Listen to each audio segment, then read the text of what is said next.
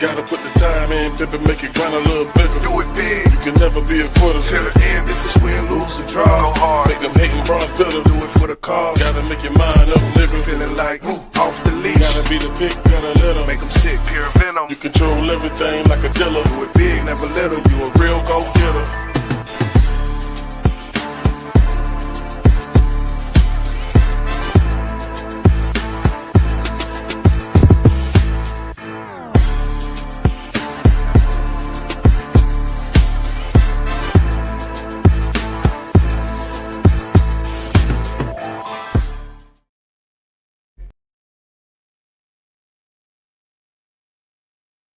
Told her go in the back room, here's something to drink. Saddest shit I ever seen. Addiction is deep. Addiction is deep. Addiction is deep. Look, after I left the bando, thoughts of that mother with her daughter beat on my top like a banjo. Something told me that I can't go, but I did. And I think I keep on thinking about that mother cause of her kid. Standing by, waiting, hoping that her mother get well. Hoping that her mother could do something that I couldn't do for myself. But where was I at? Let me go back. Okay, I left the house with $7 to my name. I spent the next egg that I had before I went insane. Walking down Webb Chapel, thoughts going through my vein. Hold up, felonious slip, thoughts going through my brain. How to get more? Should I do a kick door? Or walk up in somebody's store? Boosting, got 2 tabs left, I need solutions. I'm thinking the latter half. Maybe not, fuck it, I'm thinking smash and grab. I'm taking everything they got. Chasing that feeling I got. Higher than you ever been. From that very first time.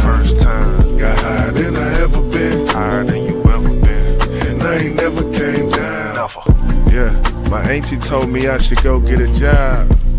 Fuck a job. Was gonna do a smash and grab, but I ain't no 50. I never knew how to ride. Nah. But what I do know is that my cousin keep a cabinet full of blue notes in a shoebox up under the sink. I burnt this bridge a long time ago. He the type to get drunk and pass out on the couch after playing some dominoes. Let me go see. I popped the 2 I had and kept on walking to my cousin's house on Josie. Used to go there often.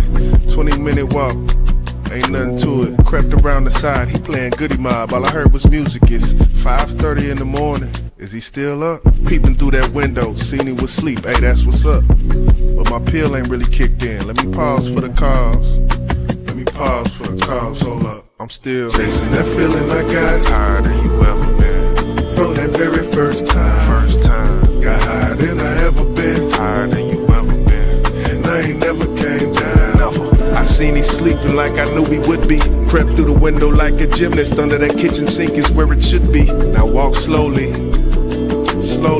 And now I'm standing at this cabinet. I opened it up and I seen this Nike box, grabbed it. Tucked that bitch up under my arms like Marshall Falcon. I'm at the last 10 yards. Back out that window like a banshee. Came in that bitch like a cat and left out that bitch like a dog. Running hard, then the motherfucker didn't think twice. Pill kicking, I was still tripping, running down the street. Hit this alley, no more breath in me, now let me see. I opened the box and it was a Bible with $50 in it. This shit don't stop, come on. Chasing that feeling I got. Higher than you ever been. From that very first time. Got higher than I ever been. Higher than you ever been. And I ain't never came down. I'm still chasing that feeling I got. Higher than you ever been. From that very first time. Got higher than I ever been. Higher than you ever been. And I ain't never came down. Never. $57 to my name. Will it ever change? I don't know.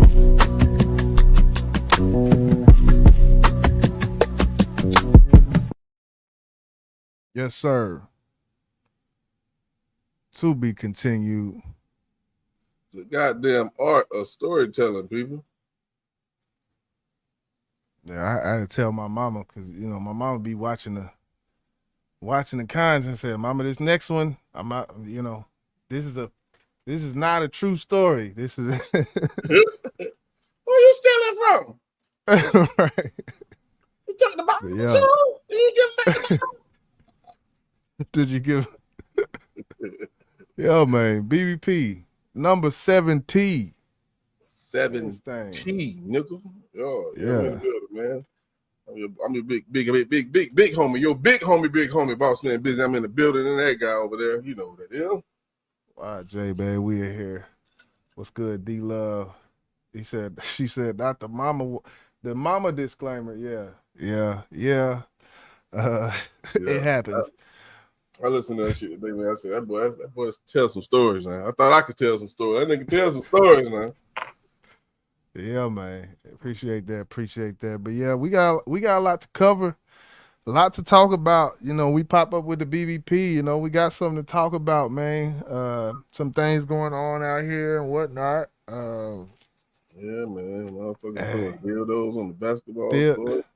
Dildos on the back. I want to go ahead and get into it, man. Let's get this. Let's do this intro thing one time for the one time. Man. Welcome to goddamn BBP episode 17, nigga. Let's go.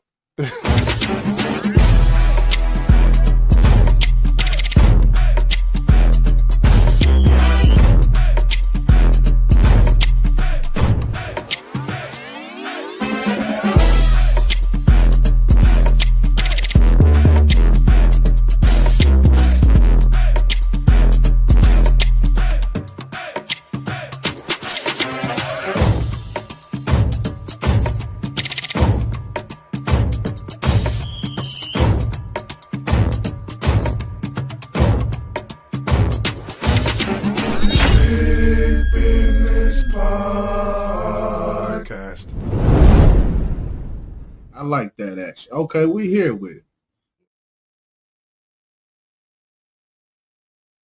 Yes, sir. Yes, sir. Okay, we here with it. As always. On this Tuesday. Man, what the hell is going on with these people throwing dildos on the court, man? Yeah, man. I wanted to start it off. With this. Let me go ahead and share my screen. I thought it was wild. Thought it was crazy. I said, "Why are they throwing dildos? How did you get a dildo? How did you procure a dildo and smuggle it into WNBA properties and facilities and things? It ain't a weapon. It is not a weapon. You gonna get through the metal detector with the dildo. Let's just say that all day long." Oh, they got them. These people, man, I swear. Okay, fan threw a dildo mid-game during a WNBA game. Let's see what happened, man. And you can see the object, the block right there. And the object comes, that green thing bounces, and it goes to the sideline. Oh no, bounces, and it goes to the sideline. And you can see the object, the block right there, and the object comes, that green thing bounces, and it goes to the sideline. Bottom of the screen. We're not exactly where, we're not sure where it came from. You might want to cut this. But to my knowledge, it's still underneath the seat. I'm looking right at it. Why? Yeah, I don't know how much ESPN, ain't it? I think they be playing on Ion TV or something like that. Oh, Ion TV? Okay. I don't know about Ion TV. As long as it ain't ESPN or ABC, yeah, we good. Would have been launched? I do not know, but they got to get that person up out of here now. And security is on the way. We don't play that. There is no we don't for play that ever. And the most important thing every time y'all go home. when you come to see your favorite W players take the floor is keeping them safe.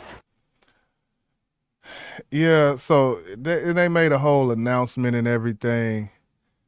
You know, I whose job was it? Okay, I see somebody gave the person a bag. There was a bag given to the person, I guess, to pick it up. You know, hopefully they had some nitrile gloves or something, man. Whose job was it to pick the dildo up? Security. Yeah. Security. Yep. Pick that shit on up. Yep. Pick it on up. Take their ass up out of here, man. Come on, man, with the foolishness. Now that's just plumb foolery now. God damn, man. It's supposed to be adults. Man. We'll do some shit like that in basketball. Do you think it's a coincidence that it was a WNBA game that this happened at? That's the question I want to get to. That shit was done purposely. At the right motherfucking place. They would have thrown no dildo at the NBA basketball game. Nah, for what? They'll do a queef for some shit, but you know.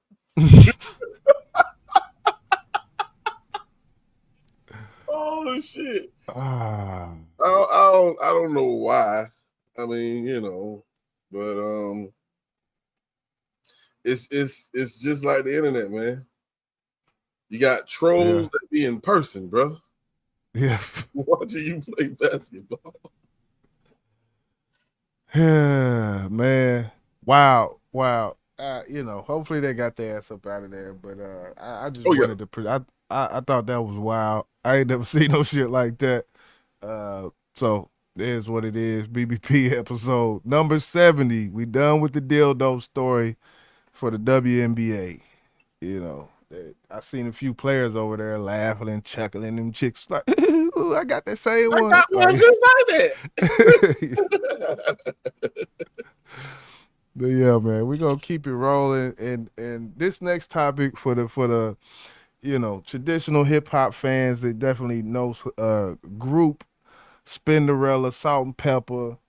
I think Spinderella, what they said, she came later, but Yeah. some shit going on with Universal once again, man. Just Universal, they done had a bad year. Well, no, let me take that back. They done had actually They had a great year. they had a great year far as stats, far as publicity, far as marketing, but from my point of view, it's just a lot of bad. This is bad press to me. We're gonna get into this. Salt and Pepper, 35-year contract goes back, and the spat between UMG and Salt and Pepper definitely heated up when Salt and Pepper went on GMA, Good Morning America, to talk about their issues and whatnot. And I think maybe if you can get the overlay or something, I don't know how Good Morning America is, but I know it's a huge thing. So I'm gonna grab this here. I don't think I want to play this shit though on the screen. But yeah, we're gonna chop this up one time for the one time. Hit that like button for the BBP episode number 70. Good looking D-Love in the 35 years, people. Just keep that in mind as you listen to this. 35 years, man. He's a greedy son of a bitch. You make me wanna. The longevity of their career, a testament to their music catalog of pop and hip-hop classics. And now they're in a legal fight over it. The record companies have been getting away with this for a lot of years, and it's time for us to fight for our rights. In May, Salt and Pepper filed a lawsuit against Universal Music Group, claiming that UMG is refusing to allow them to exercise their so-called termination rights. When you're an artist, in the beginning, you sign a contract saying that the copyrights will revert back to you after 35 years. And we've done all the things legally to get our copyrights back, but they're just refusing. So we had to sue them. Yeah, it's the law. That's what it really boils down to. The pair saying UMG has removed some of their biggest hits from streaming platforms. It just keeps us from re-releasing our music, promoting it, our own. And that part right there, that was the first thing where my ears just perked the fuck up. When they said they have taken some of their catalog down. So you have people who grew up listening to this music who want to go listen to it on some of these Spotify's and things. They go search it and it's not even there because the label has taken it down because of a lawsuit that the actual artists whose voices are on the songs have tried to get their just due. 35 years, bro. And another thing is, which I want to dig into, as we finish listening to this. Yeah. If this is true, I don't even know if they said it yet. Keep playing it. Let's continue to play it. They might haven't said it yet, so I don't even want to spoil it. Okay. Own music anywhere, else. Our fans don't get to hear it, and they're complaining. They're like, where's the music? They're not on Apple or Spotify. UMG has filed a motion to dismiss the lawsuit. In it, they claim that Salt and Pepper can't exercise their termination rights in part because they weren't the ones who signed the contract. Pepper. We are the artists, and the law is to protect the artist. We didn't have that leverage. We didn't have that knowledge. We didn't have that control in the 80s. And so to be held to a contract from 1985. And 40 years later, it's like ridiculous. So obviously it's something they want to keep it, they want to hold on to it, and they're trying to fight us. So obviously they understand what's the worth of that. Yeah, the value. They understand that there's value in this catalog, or they wouldn't be doing this shit, man. I tell you what, Roger, this is all we gotta do right here, bro. That's all we gotta do. You still can play it and they can hear it. Now, thing I want to bring up was the simple fact that if it was true, like they said, they UMG like, nah, this is what your contract said. If the contract actually did say the only people who can, I guess, exercise the termination rights is the person who signed the contract. If that is true, is UMG wrong for withholding or upholding the contract that was signed and how it was worded? Are they wrong? They're not wrong if what Salt and Pepper say is true. Whereas later on they say where the contract also says that after 35 years, ... and I don't know exactly what they said, but if it's an infinite contract, yes, they are wrong. You know, but far it said as that the person to exit, do the exit, what do you call it? Termination. You had to be the person who signed it, and they didn't sign the contract. Right. It was somebody else. That's what I'm reading. Right. That's what I'm hearing. Right, and that's true. That's true. So yeah, they at the end of it, they don't really have a case unless they get on the horn with the person who did sign it. And that's one thing I didn't hear in this was who actually did sign the fucking contract. Right. But at the end of it, man, it just shows a no heart type of shit. Like, we know the contract, we know this, we know that, but golly, it's been 40 years. Not even 35. It's been 40 years this contract was signed. Y'all holding on it. Sometimes people normally get their master. They're like, man, can I get my master? Get the shit, man. Get it. We done made all the money we gonna make off this motherfucker. Here, get it back. I don't care. Get it. 35, 40 plus years, and you still tripping about these ladies. Man, stop it. Stop it. Yeah. It's wild. You got Drake. And Why isn't DJ? Oh. You said what? They got Drake and Kendrick. Man, that make up for it. God damn it. Yeah, like that's what I'm saying. Like, with what they have, they own this, they own that. They got all these subsidiary labels and shit up under them, Def Jam and all. What is Salt and Pepper catalog to them to where they got to fight this hard for the shit? I don't understand it. It's almost like out of spite. That's how it comes off to me. Yeah. Trying to get the shit dismissed. Like, now you know who run this shit. We do. Yeah, we do. We do. Yeah. Spinderella part of this suit? Why isn't DJ Birth of that. Why isn't DJ Spinderella part of this suit? Well, when we first started Salt and Pepper, it was just the two of us. So this particular contract is about the beginning, the first time we signed. So yeah, but Spinderella is still down with us. She supports us. She just understands she wasn't a part of the lawsuit, but she has given us our support, you know, to fight for that. Just being women in this industry, you know, it's a constant fight. A fight to be heard, a fight to be respected. You only live once and you're not coming back, so express yourself, yeah. Salt and Pepper were the first all-women rap group to go platinum, earn a Grammy, and achieve global success. Excuse us while we rap. Go ahead, girls, express yourself. And now they're gearing up to be inducted into the Rock and Roll Hall of Fame, becoming the first hip-hop act to receive the Musical Influence Award. What does it mean to you? Everything. It's amazing feeling because it's directed to music. You know, it's for your music, not just one hit. It's about your journey, your legacy, what you have done, you know, the influence that you had. So 40 years and we're still here. So it's appropriate that Rock and Roll Hall of Fame, that we are another first. And we're really excited. You know, it's just amazing because These are the things you want in your career, right?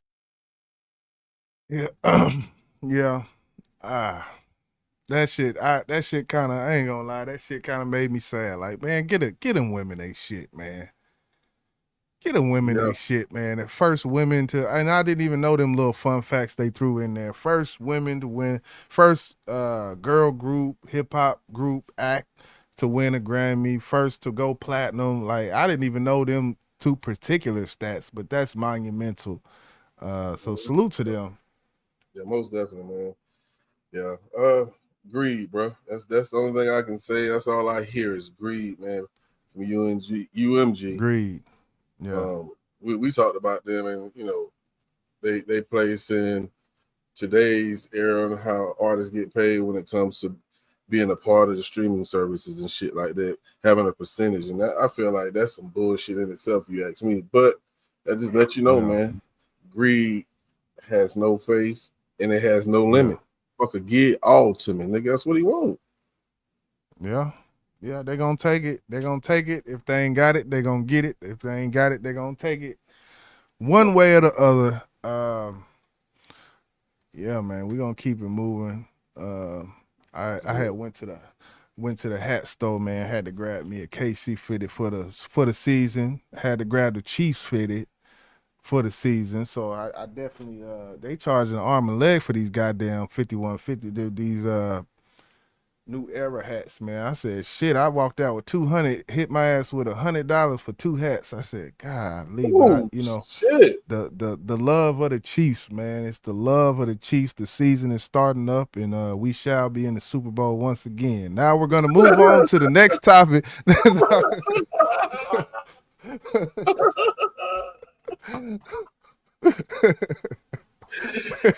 You're right now. He slid one in. We'll see. We'll see. We'll see. We'll see. But but anyway, salute to Salt and Pepper, man, for their inductee being an inductee to the Rock and Roll Hall of Fame. I don't know why the fuck it's called Rock and Roll Hall of Fame, but we'll take it. Yeah, what the fuck? The Hip Hop Hall of Fame. Where is that at? For real, we ain't got one. Where's the Hip Hop Hall? Missy Elliott inducted into the Rock and Roll Hall of Fame. Yeah. Outkast inducted to the Rock and Roll Hall of Fame. Rock and Roll Hall of Fame. But you don't do no rock and roll. Well, Outkast, they got 3 stacks on her. But I get it. Yeah, man.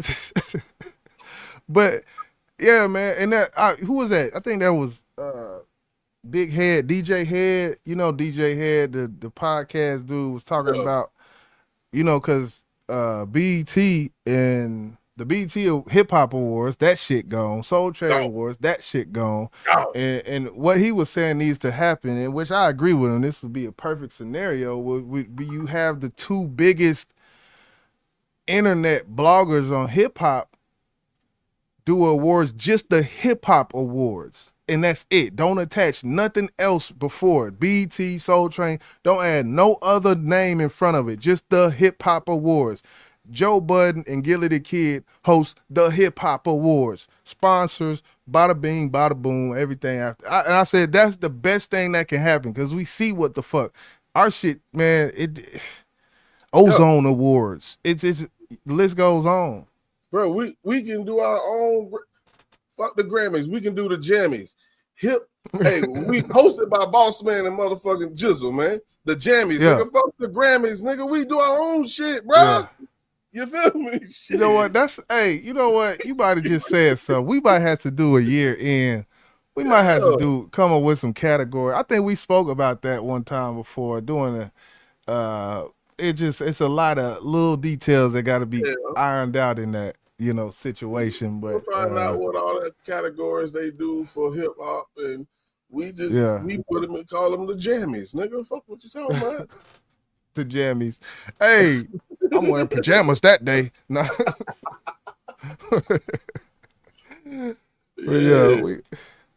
We gonna keep it rolling, man. Hit that like button for hip hop. Hit that like button for BBP, man. Lil Yachty. We got to talk about Lil Yachty, man. I hate to say it, but we do. Yeah. I don't like this young fella. I don't. I think one thing Let me that bothers grab me before we get deep into what we Yeah, go ahead. is how they Go say ahead. he's like he can write hits. He's like a something like a lyrical genius. I was like, huh? Consultant. Well, it's like more like a consultant type of person He helped who people can, write hits. yeah, or marketing, even image. He helps people with their image and different shit like that. Only thing I like about, I ain't gonna lie, it is one thing that I like about him is that goddamn that pull up he did at that goddamn concert, nigga. When they actually start using AI and start putting everybody just coming onto the stage. Yeah, that's the only fucking thing I like about it. That was the dopest pull up to a fucking concert ever. He came out that bitch like, yeah, that's how you come out on stage, Lil Yachty. Goddamn it. Now, what you did after that, I don't give two shits about. But yeah. All right, so we're gonna get into this. We're gonna get into Steven Jackson along with it. I want to play that. Yeah, salute Steven Jackson. He I ain't gonna lie, Steven Jackson. He be saying some dumb shit sometimes, but I gotta salute him on this. I be saying dumb shit too. We all do. We all do, man. Shit. That's life, nigga. Hey, players fuck up. Yeah. So this is the actual song or what everybody's mad at. This is a stream. I think Playboy Max is the dude sitting there in the stunning shades on the left. All right, let's go ahead and listen to the bar, and then we'll keep it going from there. On her neck, I went George Floyd. I be wait for it. I TSUS, I'm finna go break the bank for it.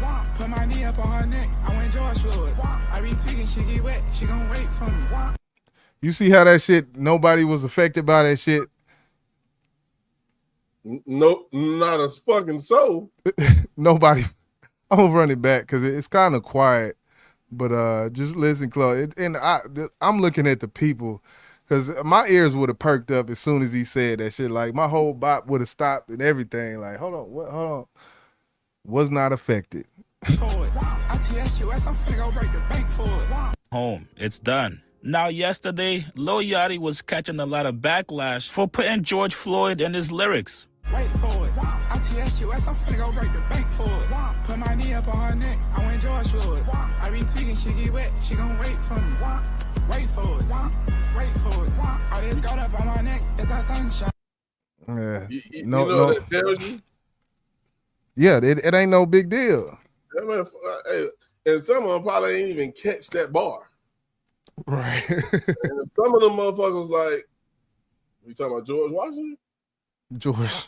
Some of these motherfuckers didn't know who George was because they're not in tune with what's going on in the world, bro. That's why they bother some of them. But when it was called out, them niggas probably said, that's what he meant. Man, right. Oh, man. And you right, though. You right. What's good? Cupcake in the building. D-Love say, whoa, whoa, whoa. Like, stop. Hold on. Yeah, that's what anybody, who's in any type of circle that has anything to do with any type of blackness. You listen to that shit, you gonna be like, bro, you said that shit for that bar, and the shit wasn't clever though. Like it wasn't even if it was clever, man. Just let that man RIP. For real. That shit. That's something that it brought a lot of black people together. Whether people agree on what they did in that city, it still was a moment. It was a very fucked up moment, and then also it brought upon unity. And you gonna put a bar in there like that? Put my knee up on that neck. I went George. Come on, bro. George. You talking about fucking a bitch putting your knee up on her neck like they did George, bro? Come on, fam. But he did apologize. Yeah, he did apologize. We're gonna get into that right now. They did talk. Him and Steven Jackson did talk. What up, world? I took my post down about Lil Yachty, man, because, I'm emotional about George. I apologize to him. You know what I'm saying? We spoke, and he apologized as well. I told him it don't make no sense. to make no public apology. Me and him spoke. You know what I'm saying? He understood, and he understands the outrage. Yachty's a smart individual. That's why he's been so successful. You know what I'm saying? I disagree. I do think a public apology. He should do the public apology. That's just how I feel. Agreed. Yeah. I said some things because I just don't get how people can demean dead people. I don't know when that became cool. I never do that. We never do that. And we need to start bringing some integrity back into everything we say, bro. We don't need to demean dead people. Nobody. So if anybody lost somebody, my condolences go to y'all, man. Shout out to Lil Yachty for reaching out. We talked about it. He understood, you know what I'm saying, what was said, and it went right. I salute him. A lot of people don't like to own up to when they fuck up. I'm somebody that always own up to all my fuck ups, man. So I apologize to him and shout out to Lil Yachty for understanding our frustration. You know? Do you think he should have took his post down? Or do you look at that in his apology? Do you look at that as you know, whatever a bad thing that, like, why did he do it? I think on both sides, if there was a mutual understanding from both parties, apology was given. I think the post that was done, what we just saw him saying it, should be taken down. And then, of course, if that was taken down, I take mine down, because it doesn't have to go any further than what it already did. Because like men, you discuss things, and if you can come to an understanding behind closed doors, cool. I'm cool with that. You know what I'm saying? Because I don't want to see no violence. Because the way Stephen was talking, he was like the whole third war in Houston was ready to go to war. You know what I'm saying? And I understand why. You don't play with nobody's name, their legacy. I don't give a fuck how you feel about George Floyd, if you feel any type of way. But you don't disrespect a dead person. And that's one thing this new generation has to understand. That's one thing that my generation will never tolerate, bro. Never. We don't want to go to war with our youth. But if you want war, that's do it. You gonna get it, because we don't play like that, bro. That's one thing we don't tolerate, bro. You're not gonna disrespect the dead, man. So, but I'm glad they was able to squash it, talk like men, because that's the biggest thing amongst black men, is being able to talk things out, man. So salute to both of them. Double. Yeah, and Yachty, he's not an unreasonable person.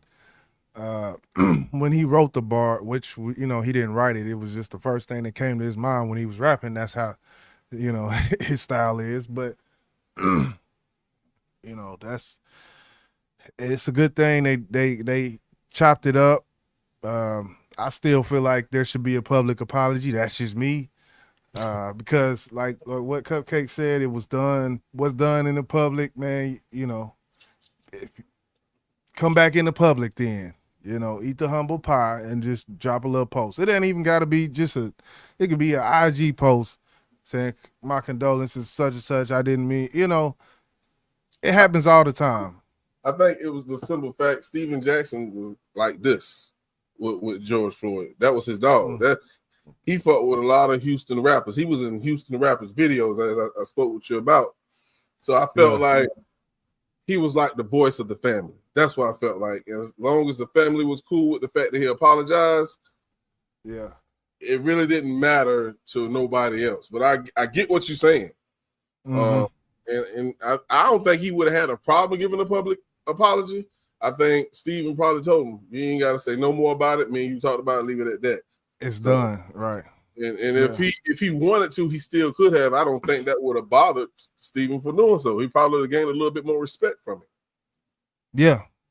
I mean, the most reasonable thing would be that they didn't even have to talk, and he apologized before they talked. But you know, but yeah, these live streams, man, it's a whole different world. These live streams, because he was just sitting up playing music, you know, snippets of music that he recorded, and this shit. Better he played it here and just nipped the shit in the bud and release it on the album. That's how, you know. And just to tell you how serious it is when you speak on the dead, it's like, you remember we was listening to who that was, and they made a bar. I think that was Arsenal, when he said something about, I don't dice with niggas, look what happened to Takeoff. I took Yeah. that. I didn't like that. You know what I'm saying? But then again, Yeah. I was like, okay, he's one of those type of rappers. I don't really think he meant it in that way. But when you're speaking on the dead, make sure you be careful on how you say their name, bro. Yeah. You know what I'm saying? In any context you say it, because like you said, Arsenal the Rebel, he said, that's why I don't even dice with niggas. Look what happened to Take, So even in that set, even in that context, is a much different context. Right. But even in that sense, someone who is a family member to this man, like, hey, don't even speak on that, cuz. Don't even touch it. Don't even touch it, cuz. For real. And I understand that, because that's how it be. That's how it be. Cupcake said, I absolutely agree. Why you need to do what women and men do, admit their errors without justification. Facts. D-Love, accountability. Cupcake say, elders have to let youngins know what is not to be tolerated. Yeah. And I feel like that's the place where Steven Jackson was coming from. It was just, he has ties to him. He knows people who knew him. He did however it go, but he was like, yeah, nah, we not letting that shit fly. He started it, hit that live button and say, hey, so yeah, shit happens, man. Shit happens. I just think just respect is one of the lost mannerisms. There's no respect. It's a lack of respect when it comes to this new generation. And we all know where it starts. It has to be handled at home as an adult, as a parent. Check them niggas, man. Fathers, hey, you see your son going in the wrong direction, check it, bro. Check it. Let them know. There's an alpha in this motherfucking family. Know that. You ain't it, nigga. Yeah. Yeah, facts. That's all facts, man. We're gonna keep it pushing. Yeah. We're gonna keep it pushing. It is that time. We haven't done one of these in a few weeks. So Crank up. Let me go ahead and get this set up before we even do that. Because I didn't have it ready. But yeah, it's BBP, man. Episode 7T, nigga. What you talking about, man? But yeah, man, it's that time. But we done talked about a lot of crazy shit, bad stuff. It's time for something that makes you feel good.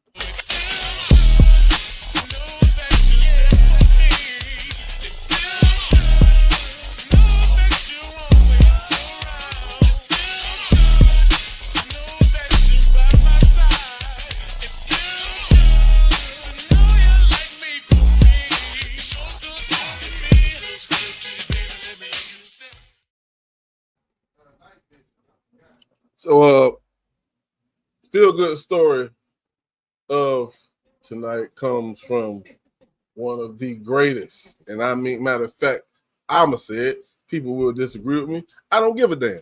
The greatest NBA coach of all time. Yeah, I say he's better than Phil Jackson because he did just as about much as he did without the greatness that Phil Jackson had. Who you speaking of? Who you speaking of? God damn it! I'm talking about Greg Popovich, man.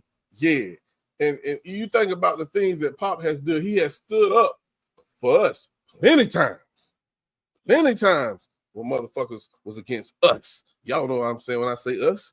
People that look like me and YJ. So I want to shine some light on one thing that we just found. A story that was done, and it was done probably some years ago.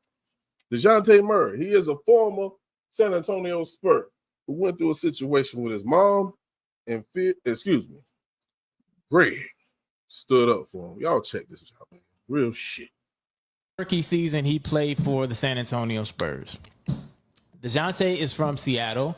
He grew up in poverty and a very rough area in Seattle. When he got drafted, all of his friends and family were still in Seattle, still in these conditions, because he hadn't gotten to the real bag yet. So the management at the team told him, whatever you do, don't go back to Seattle.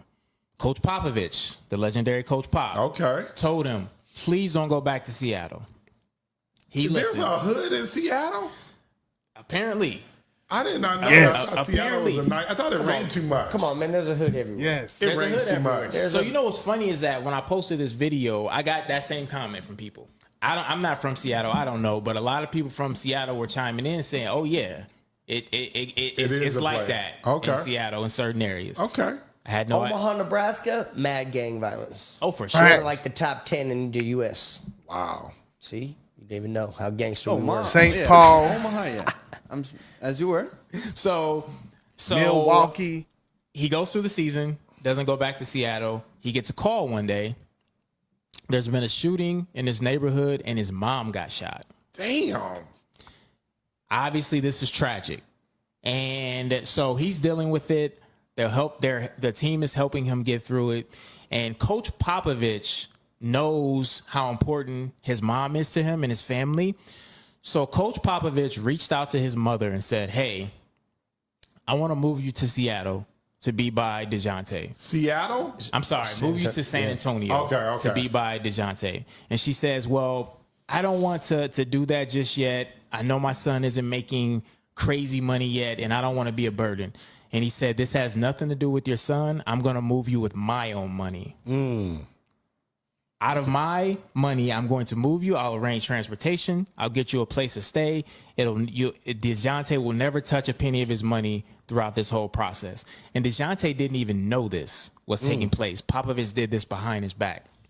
And DeJounte recently just told this story, and that's how I heard about it. And I just thought that was dope. Wait a minute. So Pop moved his mom all the way to San Antonio.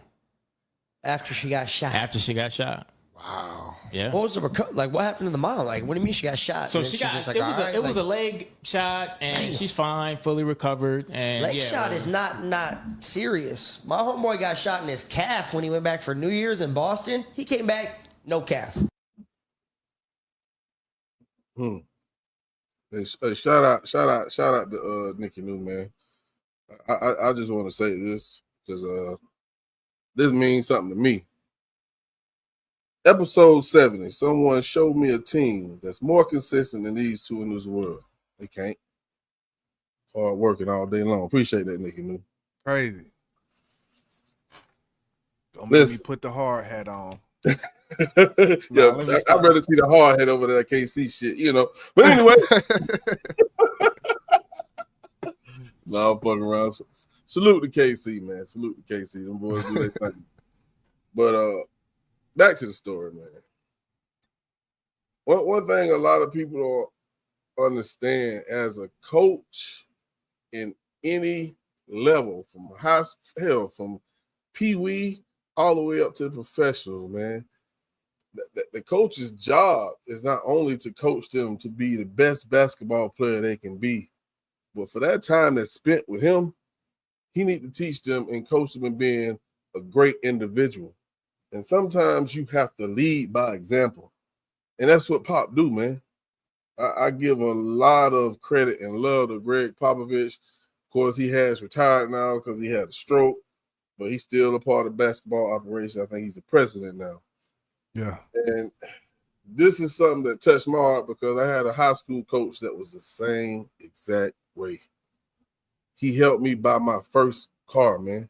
He was my coach, not my dad.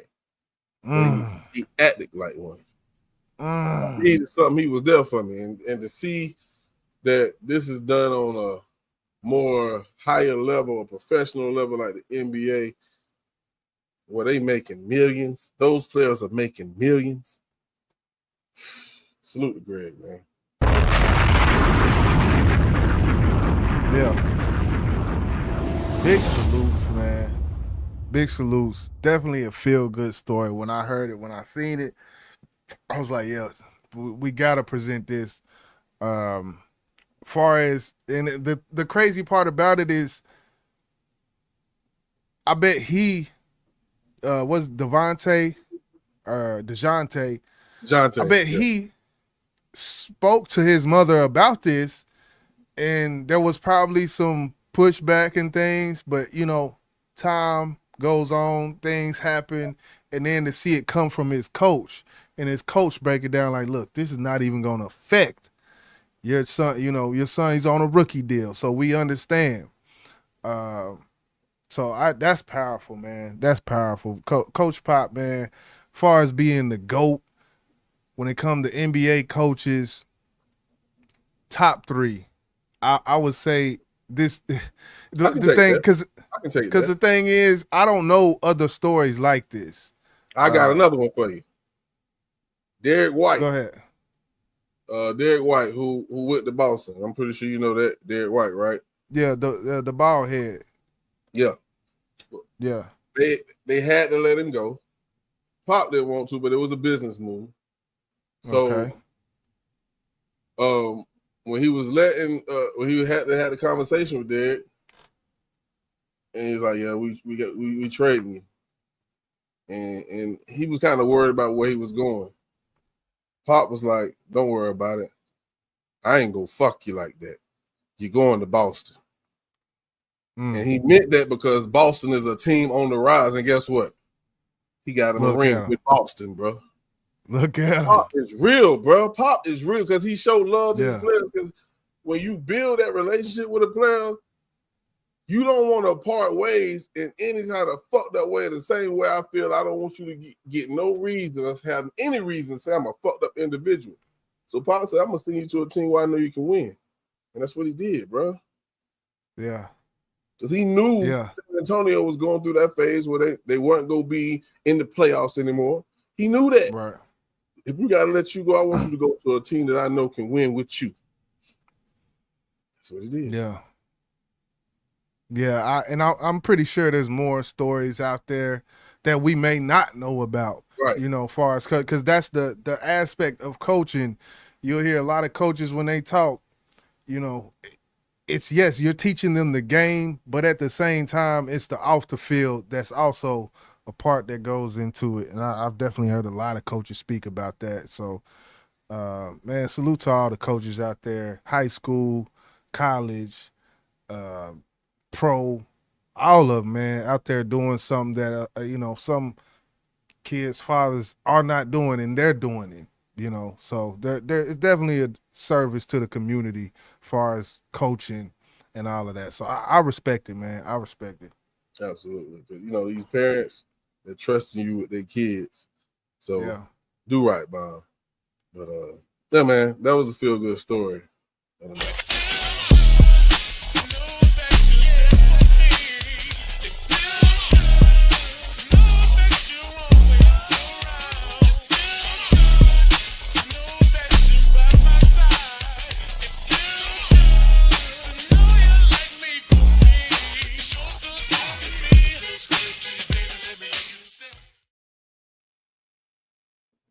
PvP episode 70. Yeah. We're going to get it. Rocking and rolling. We're going to get on to the next one. You see in the title, Omar Gooding versus Camron. This shit here, I'm going to start off. We're going to listen to probably about a minute of this from Omar Gooding. I think he like his Cuba Gooding Jr. half brother or something like that. I don't know exactly, because he's not a junior. Cuba's the junior and he's the, I don't know, but that boy got spits, man. That's one thing I'm gonna say. That boy, he can rap. And this is what we're gonna listen to is a snippet from Fix Your Mouth Part 4. So that lets you know there's 3 other songs that he's dissing Camron on. This ain't even the dopest one in my opinion. No, it's not. It's not. I did this one just because it's the most relevant to what's going on, and he talks about what Camron did to him, non-rap related. But let's go ahead and start it off like this, man. This is called Omar Gooding, Fix Your Mouth, Part 4. Let's go, Omar. I'm gonna have a whole album done before my album even drops, nigga. You You should have just kept the shit street. You should have just had them put on the beats, which you should have did. You shouldn't have tried to think. Is it chopping up? It was. The shit was sweet. All right, I see my signal go down. I was like, hold on now. Let me X this out real quick. X out Canva. Tripping anyway with this other shit up. Yeah, you know you gotta close. Clean up my little display. All right, let me clean up. I'm getting right. We here with it. Should have tried to whoop a nigga feet instead of sneaking peeks. I know you're tired of pissing on the seat. I know you're tired of wearing all that pink, little nigga. You should have just sat back and let them cook. Now you gotta sit back and watch them eat. Let's go to work. I know you got all your sponsors calling you. Your lawyers saying, take that shit down, Cam. What's wrong with you? How you put a camera on yourself watching another grown man dress himself? What's wrong with you? And now you trying to settle out of court. Nah, nigga, you should have kept this shit short. It's what you should have did. Now I'm taking all them pink furs. You should take back all them strap-ons you made for him and give them to her. I see them dick pills you pushing really work. They make you pause the cam when a man is taking off his shirt. I know them. Pause the cam when a man is taking off his shirt. It's a double phrase. That boy, he knows what he's doing, people. I'm gonna leave it at that. He knows what he's doing behind that microphone. And Camron, he's saying, you know, Camron like, hey, I ain't gonna rap with you. But what I will do is I will fly you out, book you to shoot a movie for $2,500, knowing that the movie would never come out how Omar thought it would come out. Got him to sign over his rights. So, and to where the point to where Cam can do whatever with the footage. And he's got him in some kind of precarious moments within the movie where he can use this footage however he wants. So Cam said, I'm not rapping with you, man. Is that some sucker shit, man? Let's talk to me. It sound like a 50 Cent move to me, man. It sound like he meant like, look, I ain't finna rap with you, little nigga. You scared, bro. You scared. He's scared. Oh, man. Normally I would be trolling when an actor try to battle a rapper, but this actual actor is rapping his ass off, and I think Cam sees that. And he was like, oh, shit. I couldn't even respond to Jim Jones. And this dude damn near rapping his ass off like Jimmy is. Yeah. I'm gonna sit this shit out, bro. You better. Nah, like people say, you better not. You better start rapping. Because at the end of the day, what you want to be remembered as? An MC or a podcaster, nigga? Yeah. Think about it. Well, hey. On that note, you know, if we go there, I wouldn't mind being for what Cam has grew. His numbers are damn near like Stephen A. Smith, who's been in journalism for 30 years, and he's done it in like two. Like you see what I'm saying? All respect. Yeah. But we don't want to hear shit about rap from you no more. We don't want to hear you judge. We don't want to hear you judge nobody bars no more. We don't want to hear shit but sports coming from your mouth, nigga. Because you just got shut down by an acting nigga, bro. Hey, it's what world you living in. It's what world you living in, man. Cam is not in that world. It's like we saying, if we give Omar Gooding the whole actor bodied you, then we gotta give Camron the same just due to say a podcaster didn't respond to an actor bodying him. See what I'm saying? Like, no, we ain't doing that shit, Justin. No, come on, boss. I set it up so perfect. You did. But guess what? What do we? If Cam would have never rapped, he would have never been known as a podcaster. He wouldn't have had. He would have been just like me and you, nigga. So Omar, if he wasn't the smart guy, intro guy, we would know his acting. It's the same thing. That's what I'm saying. It's the same thing, man. Okay, we know Omar as an actor. We know Cam as a rapper. Omar Right. came into his shit.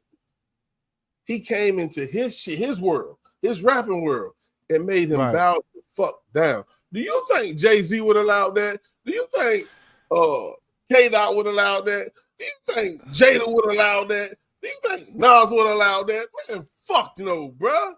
Jay-Z is a billionaire, bruh. He got them selling all kind of shit. You gonna try me? You sure that's what you want to do? I'm finna end it. I'm finna end everything that you was doing with this verse right here. Nobody ain't going to hear you act no more, see you act no more, rap no more. They ain't going to see you no more when I finish with you, bro. Don't come over in my fucking lane trying me, nigga. And you know what makes it all full circle is how he went into his world, and guess what Cam did? He went into his world. He's not with the acting. No, acting is Omar Gooding world. Right, And what did Cam do? He went into his world by making a movie and paid him $2,500. Here you go. Sign your life away. I never to seen use the movie. it. Never seen the movie. It's up right now on the Revolt TV. How many? The it's full, doing good? the full production. It's doing good. Doing good. Okay.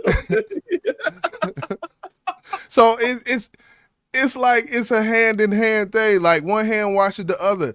He's an actor, went into the rapper world. He's a rapper, podcaster, went into the it's the same thing, man. I don't see nothing wrong with it. I don't see nothing wrong with it. No, I think it's a little.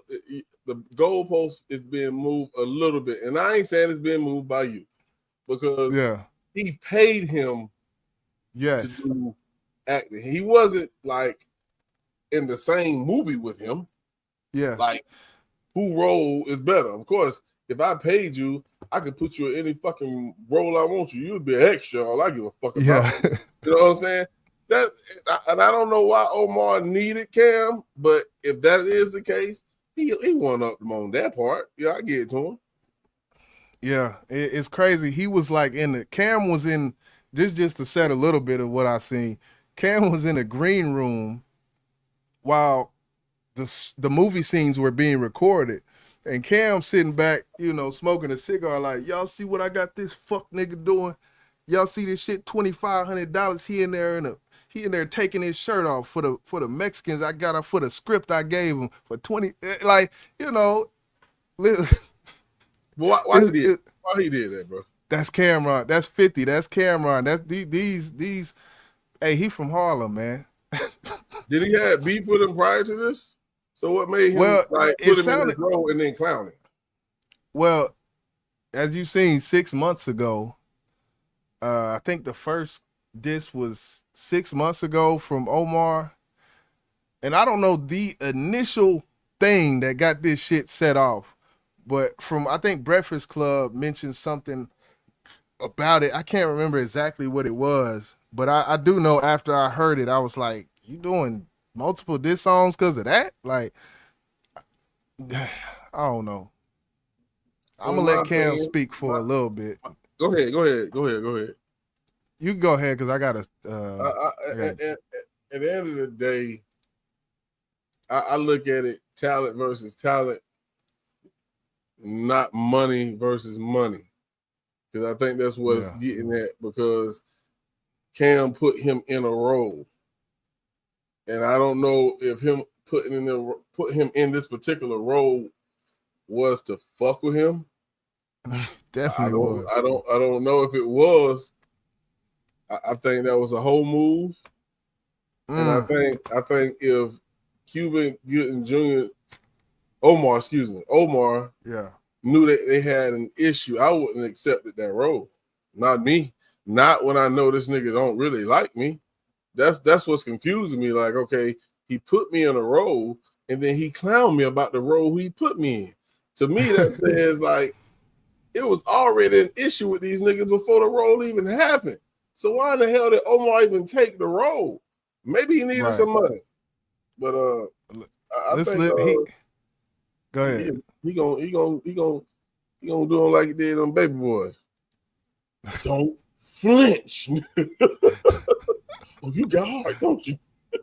You got heart, little nigga. Movies. Oh shit. It's a movie called Percent. Shout out to Queen Latifah. Shout out to my man Shaq Kim. We did a movie and I paid him $7,500 for 3 weeks. And he was like, nigga, I get way more money than that. What is you talking about, nigga? I would never do nothing for no motherfucking $7,500. And I'm like, bro, I remember what I paid you. Nigga, I get chicken. I would never do that. So I got a new thing now that I'm doing. It's called Book My Ops.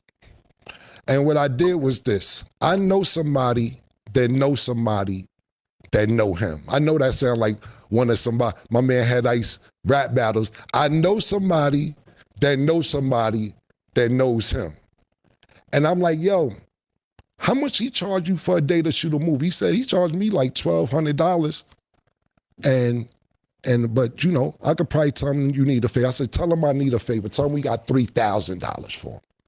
So my man called the nigga that knew him, and I booked the nigga. And he came to shoot a scene for a movie for $3,000. Could have gotten for $1,500. I gave him a bonus for $3,000. And there's no movie coming out. But I got the footage. And I got the paperwork of you signing off on me posting this today. So everybody's gonna see Omar Gooding right now in a minute. Shooting a scene for a movie that's never coming out because I was bored. I didn't have nothing else to do. And I was thinking to myself, all I do is book a plane ticket, give him $3,000 in a hotel. I spend more on floor seats. When I go to the basketball game, nigga, it costs more than that. And this was more entertainment. Because look, while he's filming the scene, I'm in one of I'm in one of the cribs watching him shoot. So he's reading lines. He really think he in a movie. And I'm sitting there laughing at him the whole time. He's think he's in a movie. Matter of fact, let's go to some of the behind the scenes footage of me actually laughing at this nigga, thinking he's about to do a movie that's not a movie. Check it out. I said, I ain't got no problem with the nigga. He be playing games. I said, I don't play all the online games. Hold on, what is he putting on? Is that? Oh, yes. Shit. Hold on. He putting on some shit to make him skinny. Hey, yo, look, hold on, you fat bastard. He got to put some shit on to make him skinny. Oh, shit, nigga, tuck this waist in. Omar. And put this at the bottom of the screen, Nick. It's called Omar Gooding Jr. Help. So now I'll do your booking because I could probably get you more money than you getting now. Because niggas gonna be like, word? This is next level. This shit is diabolical. I asked you, was this movie out? He said it ain't never come out. Yeah, no, it's out. Well, he put out. This right here is from the channel, and it's a 40-minute video, and I could speed through. This is strike, baby. He released what he wanted to. Basically, the movie is not out, but he released parts of it that make him look stupid, basically. So that's what I was talking about.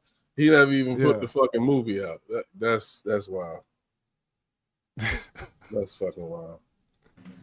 Do your push-ups, Nick. Yeah, I got you doing push-ups, stupid ass. Look at Yeah, crazy.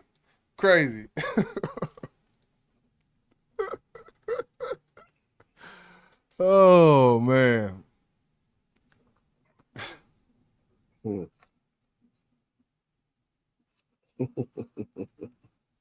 That boy Cam a fool, man. Hey, I don't know what else to say. I mean, Cupcake said if a man thought he was gonna be in the movie, he should be sitting there practicing. Why is that funny? What an asshole. Yeah, I mean, hey, that it is. It's bogus, very bogus. You know, that's Camron though. That's I feel like that's a 50 move. It is. It is. That's a 50. That's a and we all know Cam can't fight. So if Omar was to pull up on him, he gonna run around. Oh hell, there we go. There you Yeah, have it. we already know, because in those type of situations, I don't know what even started. What it seems like is the simple fact that he offered him a certain amount of money. He was like, man, I work for more money than that. So Cam took it further and said, I know what I'm gonna do to this motherfucker. If you're gonna go that far to try to embarrass me, you already know what it is when I see you, right? You know what it is when I see you. I'm gonna beat your ass, and then I'm gonna out rap your ass too. And that's exactly what's gonna happen. So yeah, you embarrass me for the moment, but I'm gonna whoop your ass, and I'm gonna out rap you. The only thing we haven't seen was Omar whip his ass, because we know Cam is a pussy. Okay. See, I look at it completely different. Completely different. It's internet shit, man. It's not reality. Yeah, These guys are not. You think about what you personally would feel like doing to somebody if they embarrassed you like this. Hey, this is promo for Omar, man. This internet shit ain't. You know. I got a chuckle out of it. I like it. yeah. See, that's, I guess I'm old school. I don't play like that. You know what I'm saying? Don't play with me, because you gonna see me eventually. I promise you. You ain't gonna like it. You ain't gonna like it. Right. I'm gonna embarrass you just like you did me. Yup. and yeah, all your bitches gonna like, yeah, you need to stop wearing that pink because you soft, nigga. Yeah, that part. Yeah, you gonna learn by playing with a nigga like me, for real. Yeah. You know, I think I disconnect. I there's a huge disconnect in what I see and what my personal, because I feel you on that. I feel you on that. But what they doing, man, I'm just sitting back chuckling at them, man. I loved it. Sitting back on some eating popcorn shit, like. Yeah, you are, and at the cost of somebody else. Nobody don't like to be the butt of the joke, bro. Nobody don't want to be the butt of the joke. So if he started it, then that's a different thing. If Omar would have started this shit publicly, then yeah, you deserve to get what Cam gave you back. All he did was say to you personally, I work for more than that. That fucked with your pride. So now you want to publicly embarrass the man. So just like you said, you felt like Lil Yachty should apologize publicly. I feel like I should beat your ass publicly because you embarrassed me. Publicly, nigga. Yeah, that's how this shit works. You got that right, to feel like that. You got that right. As far as being the butt of the joke, I'll be that. Because my real life is not this. So I don't care, man. I made myself the butt of the what's that video I put up? I don't care, man. Nobody ain't laughing at you about that shit, bro. Well, I'm just saying, like, as far as the butt of the joke, it is what it is. I would hope Omar can disconnect enough to not get that in his emotions. Like, I'm about to see this nigga, like, and crash out about this shit, man. It's man. Hey, you know what you in. I get it. A lot of people from my generation, we find it hard to adapt to this type of shit, to be understanding and take this shit on the chin. So we don't take shit on no fucking chin, bro, especially when we feel like we disrespected, bro. Nah, I'm not doing that shit, bro. I get it. I get it. Cupcake say you can't embarrass me if you're a stupid fool. And that's what I'm saying. It kind of, it's like, hey, Shay, this is pretty bogus. It is bogus. It's some bogus shit, man. Half the shit we see on social media is bogus, to be honest. D-Lil say, just let people rick out is all. People will see who they truly are. Oh, rock out, yeah. Just let people rock out. Cam gonna do what he do, man. I thought it was funny. He ain't do shit to goddamn Jimmy. That tell you how tough he really is. Yeah, right. Jimmy shut his ass the fuck down. He got quiet like a motherfucker. Well, I don't know if it's about being tough. I don't understand. With them niggas, it is. You know that. You know that.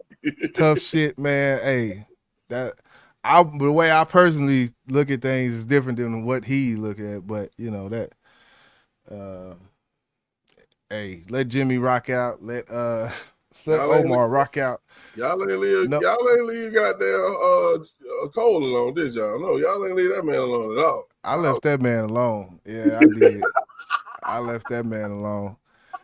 I'm gonna bring it up, but yeah,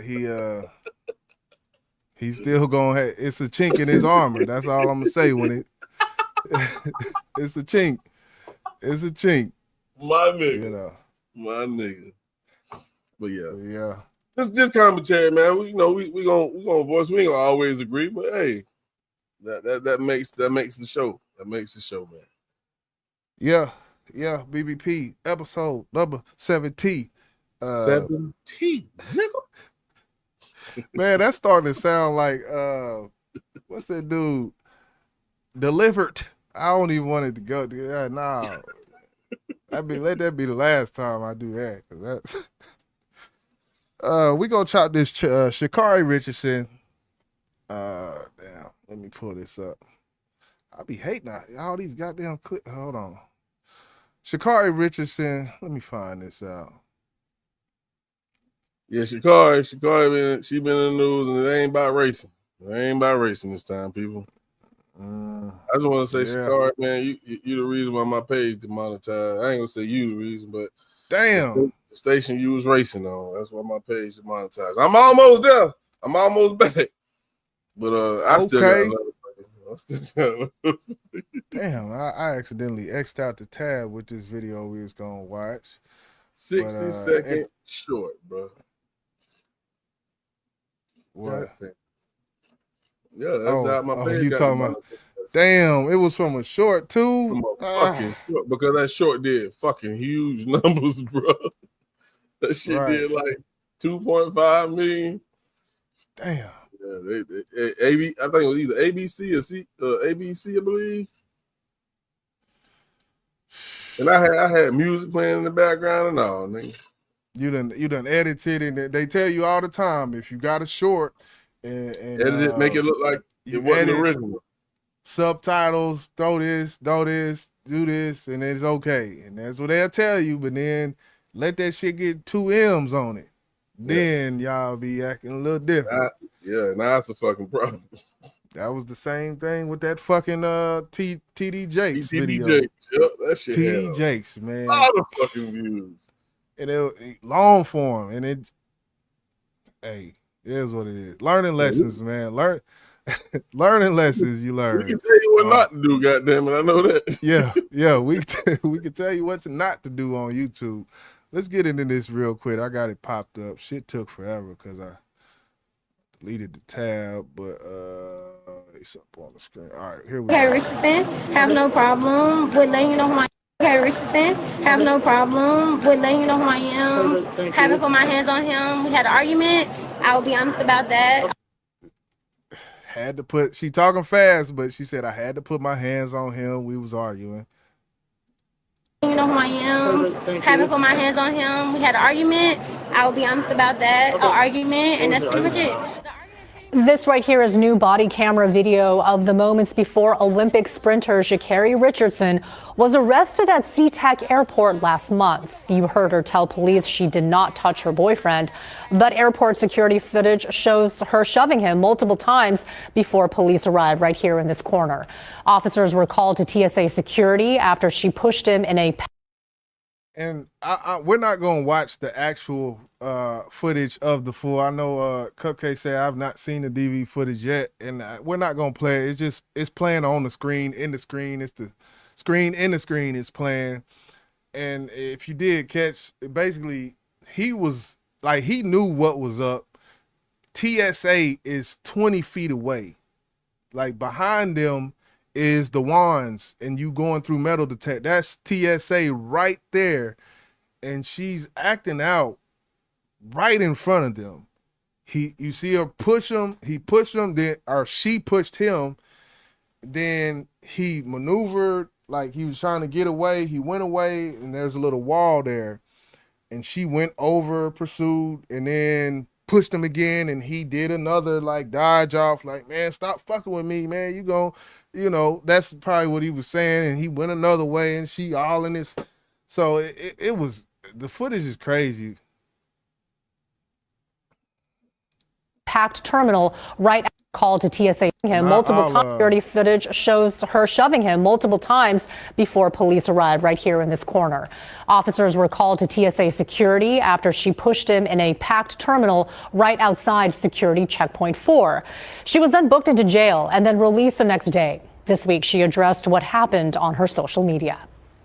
More than anything, definitely a lot of self-reflection, a lot of understanding of not only putting myself in a compromised situation, but somebody that I have a deep care and appreciation for as well is something that holding myself accountable.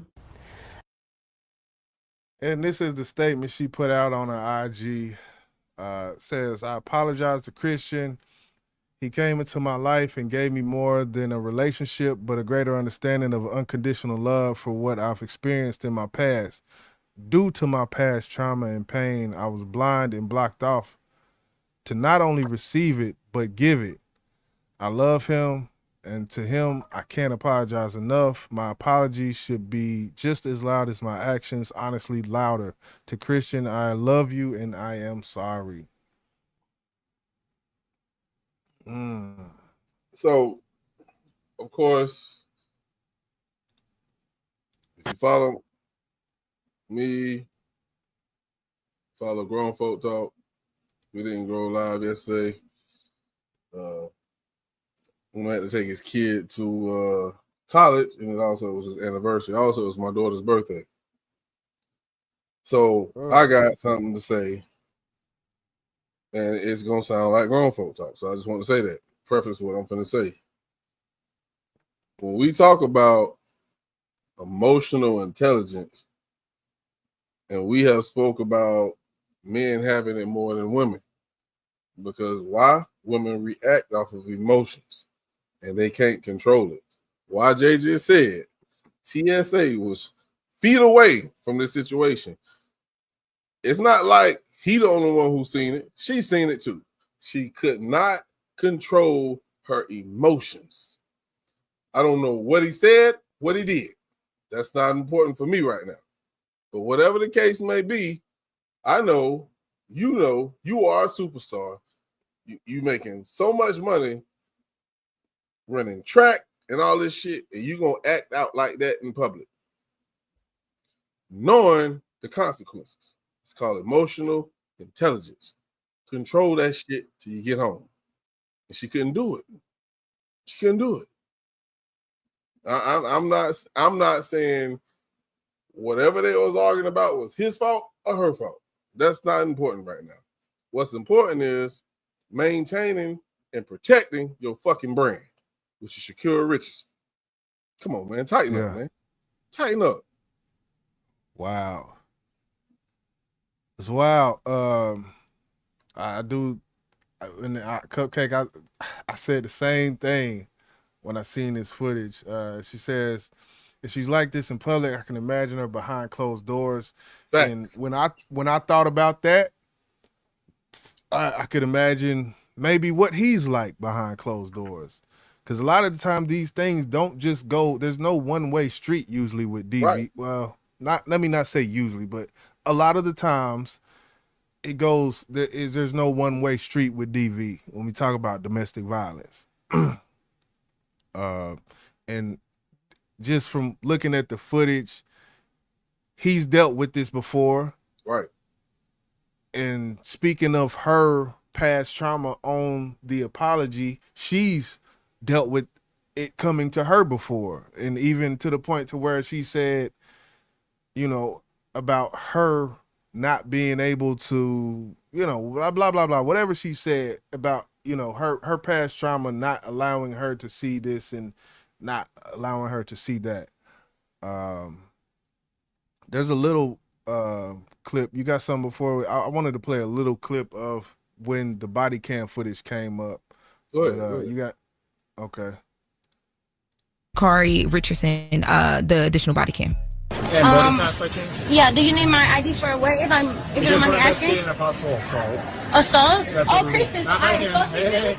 Listen. Chris, I assaulted. So when you hear her say, "Oh, Christian," Christian is the guy that she is with. He's an Olympic athlete as well, Christian Coleman.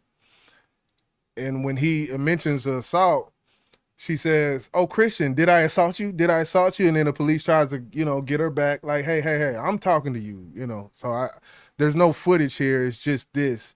So I just wanted to kind of preface what's going on at this point. Richardson, the additional body cam. And boarding pass by chance? Yeah. Do you need my ID for what? If you don't mind me asking. Investigating a possible assault. Assault? That's Oh, what we- Kristen, not I right here. assaulted you. Hey.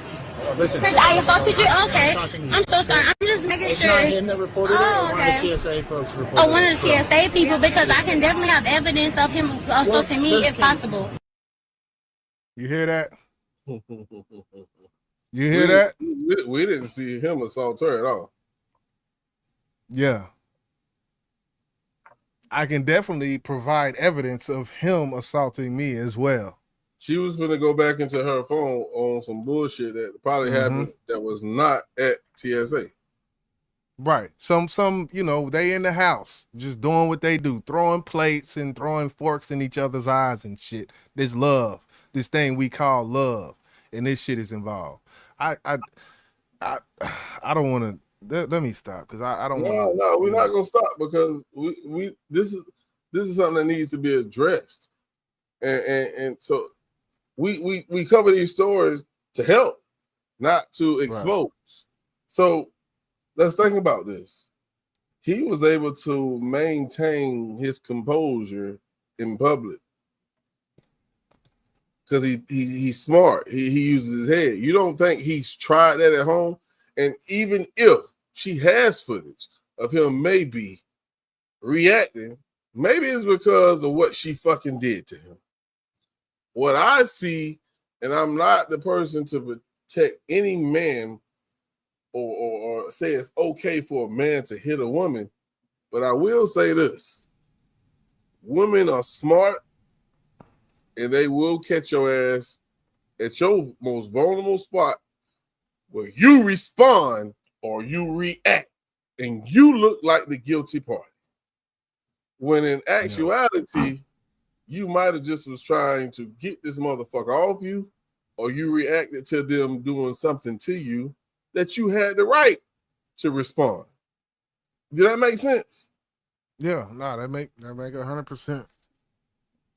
So I just seen a post on Facebook today where it says a woman that continues to lie to you will put your ass in jail, bro.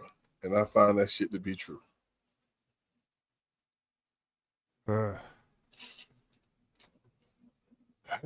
Man, couple comments we got. DV is a documented cycle. You must get off the rotating wheel or nothing changes. I was in DV shelter 3 times to break the cycle, and it's not an easy thing. And I think that's kind of why I be a little try to be a little bit understanding as far as my verbiage, because I don't want to just act like it's just something that well, how the fuck you didn't know? You was supposed to fucking I don't want to come off like that. D-Love say I was also, that's how I recognize I was living on the DV wheel. The DV wheel, that's a phrase. That's crazy. The domestic violence wheel. It's so true though. So true. From what I've heard, and from what I have experienced in my past relationship, it's you get used to certain shit, or you grow up in certain shit, and then when it happens to you, there's many different ways how it can transpire. But yeah, I didn't understand what truly was happening until I saw the wheel of DV cycles, until I saw it on the wall in the shelter. I'm changed as a human because of what I saw and heard in that shelter. That's crazy. I hate you had to I go through that. understand what. My fault. Go ahead. Continue. You can read. No, I was done. I was just saying, I hate you had to go through that. A lot of women do. See, I understand what you were saying on your stance on why you hold back on certain things and you don't say certain things, but the world has to understand that there are guys. I ain't gonna say they are victims of the domestic violence, but they are. Because a lot of people don't like to say that because it makes them feel like they're weak. But no, you're not weak. It's that you're smart and you know what you're in for with the way you respond to what's being done to you. I've been there. The motherfucker will try to make you. They will try to make you react that you don't want to, bro. That's why I said what I said. Because I have been there as well. And it becomes a victim of domestic. I don't care what you call it. But yeah, I done caught a closed fist. So I definitely understand. And she didn't get a closed fist back, but she got that goddamn choke. Hey, I had to detain. I felt like the police at that time. I had to stop what was going on. If I'm behind the wheel. And caught. I'm behind the wheel. Shit. Yeah, the car stopped and it had to stop, and I had to stop it. So I get it, and to me, when I say stop, I don't want to go such and such, and I don't want to, because my purpose on YouTube is not, that's not my purpose on you. That's just not my personally what I like. I don't like to go too deep into it. I don't. But I get what you're saying, and I respect you. I actually applaud you for, going there and talking about it deeply. But that's just not my purpose on YouTube.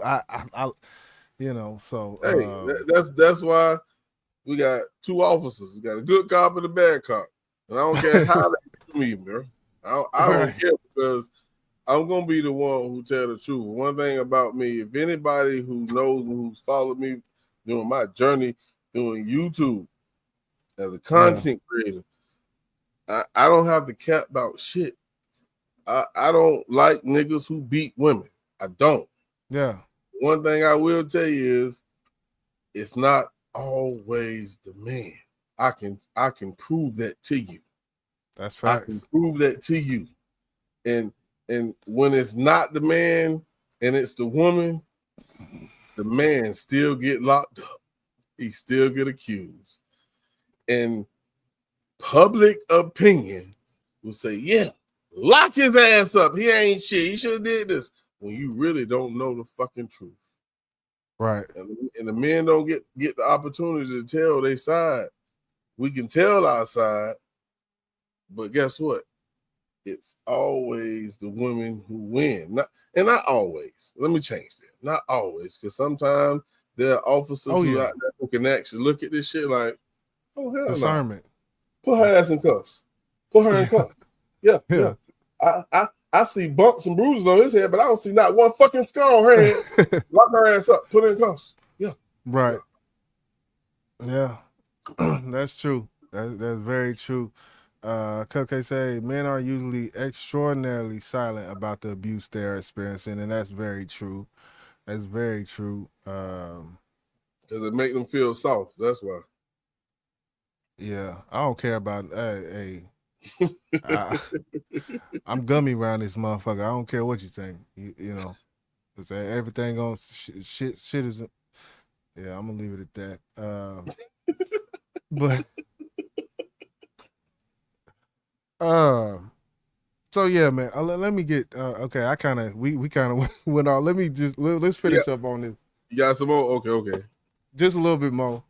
I'm not gonna play the commentary from Breakfast Club. I just want to play from the footage and whatnot. To me, if possible. What am I under arrest for? Christian, are you serious right now? Okay. Arrest for assault for I didn't assault him though. We have video cameras. Thank you, Christian. Don't talk to him right now. Okay, I won't. Do I am I gonna go actually to jail right now? You're actually gonna go to jail. Christian, I'm about to go to jail because of you right now. So are y'all gonna? You see that? Ownership. That's crazy. Ownership. I'm about to go to jail because of you. No, you going to jail because of what you just did. That shit is crazy. Ownership, accountability. Arrest him. I'm gonna pressing charges on him. Then y'all didn't see me put hands on me, but y'all saw me put hands on him. So okay, and y'all didn't even listen to the woman's side of the story, but y'all accept the fact that was on video. Has she been read yet? I'm in a domestic violent relationship, and y'all captured me. I can show you proof of me being in a domestic violent relationship. Y'all didn't even listen to the woman's side of the story? I heard enough, bro. Okay. Her boyfriend did speak. And the crazy part, when her boyfriend spoke, he was actually like downplaying it, bro. Like I'm not gonna play it, but yeah. He's kind of like downplaying the shit when the police spoke to him. He didn't call the police. You can't say, you Christian, you did this to me. You know, he didn't even call him. You did this in the middle of an airport, man. What the fuck is you talking about, man? There's so many people who witnessed what was going on and probably say, hey, officer, you might want to go check them two over there. She is beating the shit out of him. Own up to what you do. Right. And this shit didn't hurt. No. You know, even if she was close fit, that shit, you eat that shit. Because, you know, you're a little bit on, well, hell, she got some muscles, nigga. I just thought about it. Yeah. But at the end of the day, man, especially when you're adrenaline rushing, man, you eat that shit. You know, I'm going to get your ass. See, that's how that's why I say, it's not Christian who's arresting her. What am I watching? D-Love, accountability. D-Love, no one has the right to incite fear or put hands on anyone, period. Just simply leave them be. Yeah. Simple. Quit thinking you can put your hands on a goddamn man. And thinking, if I put my hands on him, he ain't gonna do shit, because if he do, I'm gonna call the police. Then That's what they be thinking. Wait till you get back to the house. So I'm okay. I got you, and then we'll walk off. And she already know what that means. You never know, but she does look like. I mean, if you're the aggressor in public, I would think the same shit. You know, goes on behind doors. You know, it may go both ways at times, but just from seeing that footage, it definitely looked like she. Just let's think about this, bro. She is a famous world star, track star. I don't know who that guy is. I don't know if he's known anywhere with what he does, but he already motherfucking know. He ain't stupid. Man, if I put my hands on her, even if I'm defending myself, I'm going to fucking jail. Oh, yeah. That man ain't fucking stupid. So what we saw him do, write down that camera footage, is what he do at home. Because he already know. Yeah. She called the police on me. They gonna look, that's Sha'Carri Richardson. Man, hell no, I'm not putting my hands on her. I'm in a domestic violence relationship. All right. No. Sha'Carri, I rock with you, Sha'Carri. I do. As an athlete, is what you have done for the Olympics and for our country. Calm your ass down. Take some of that testosterone and give it back to your boyfriend. For real. Do you think this will affect her future career? In conclusion. I really don't know, bro. I hope not. You know, it's not a good look. It's not a good look, bro. You got to understand, when you are a public figure, you got to move different. You got to move different, man. Stop all this goofy ass shit, man. I don't think this guy's a bad guy for her. I really don't. I think what her past traumas has done to her mental state, she takes it out on this guy. But one thing I know, alpha male ain't gonna continue to put up with that shit. And if you continue, I hope he leave your ass. I do. I hope he leave your ass. To. Them the type you got to. You got to. Leave them where they at. Whatever they got, hey, got to move on, man. Learn your lesson. But that's one of the one things, you know, when you in a not even in a relationship, but when you in the early talking stages and you notice a pattern of her going back to past trauma like that, specifically like that, you know, people can change, yes, but to me, that's a red flag to me. Like any chick who had, like it is. And even in the early stages, I may continue to talk because people do change and people do see the light at times. But it's one of them things, you keep your antennas up, and when you see certain things, you got to check shit at the door. Yeah. Check it at the door right when you see it. Because she's already spoke to you about the shit that's going on. Yep. So you when you know. do see it, when you do see it, you got to check that shit right there, the immediate. And that's what I didn't do. Yeah. If it was brought to your attention and then you see it for yourself, you let it off. Yeah. This is one thing I'm not gonna tolerate. Yeah. If this is who you're gonna be, I'm gone. Yeah. If she love you like she say she do, she gonna correct that shit. Because if you have never done anything to her, and she knows you ain't do shit to deserve what I'm doing to you. She knows once you give her the ultimatum, if she don't correct it, get the fuck on, bro. Facts. Big facts.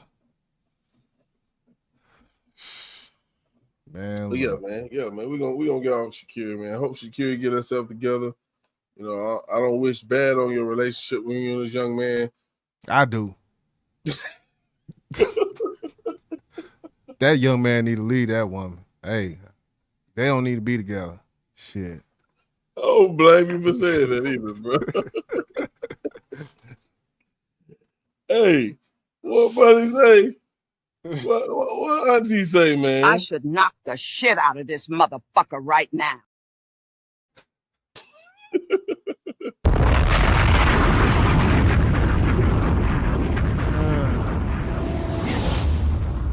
We're gonna keep it rolling. Number 70 in this thing.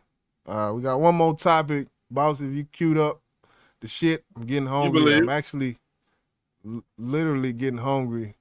So I got you. I got you, bro.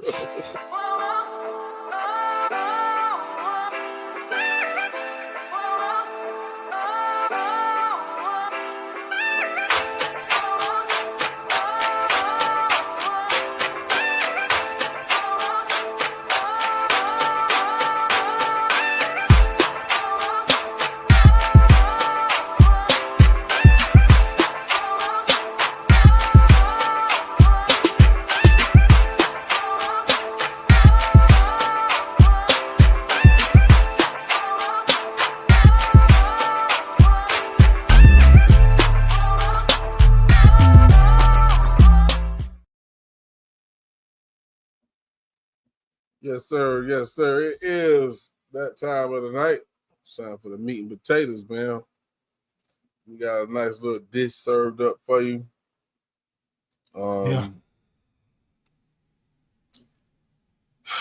This story that we're gonna talk to y'all about, it just goes right back to social media and how things are handled in this day and age.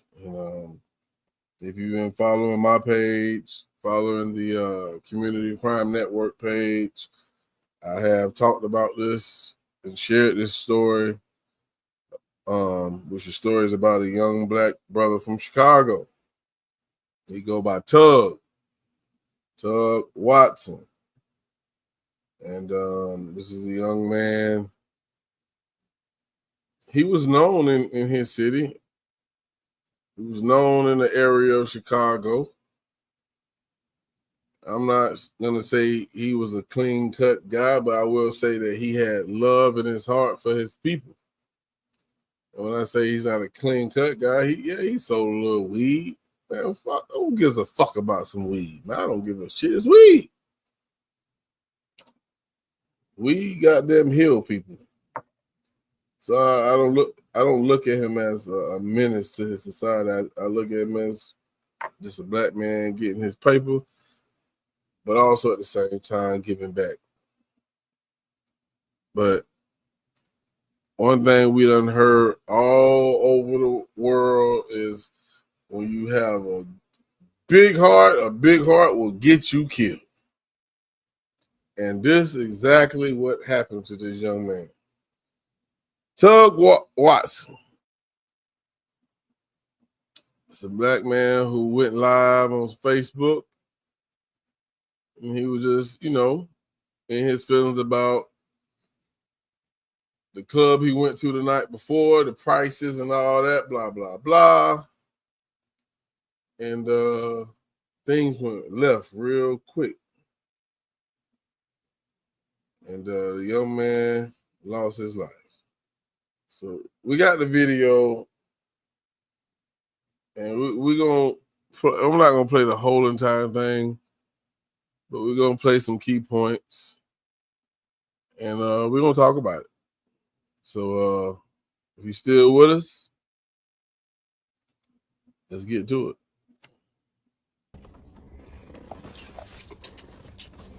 And I'm going to fast forward through all this right here to get to some important parts. My people, you feel me? They get and they make shit happen. But me going outside and being around the club life and shit like that, it be people asking me to promote. You feel me?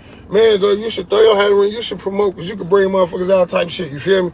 But I don't, the promoter's cool. I learned a lot from them. If I did want to do that shit and bring people out, because as much as I'm out, what's up, bro? As much as I'm out, I really could. The problem is or never will be an issue with promoters or the promoters. The issue be with the owners.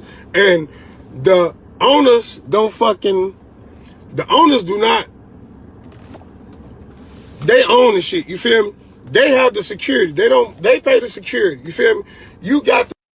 Now I just want to pause it real quick and just tell you to look at his glasses. He's sitting in a parking lot. I believe he dropped his cousin off at a corner store, right? It looked like a little small plaza. Yeah. And he's backed up into a parking spot in front of a building. So when you look in front of and you look at his shades, that's what I need y'all all to look at. If you've never seen this, look at his shades. And if I can catch it while we watching this, I'll pause it so you can see what I'm seeing. But he's waiting for someone. And you should see a white vehicle in his shades. So let's watch it. To teach your security, you feel me? Or have them when you got somebody coming in visiting your motherfucking establishment, to show respect and love to your patrons.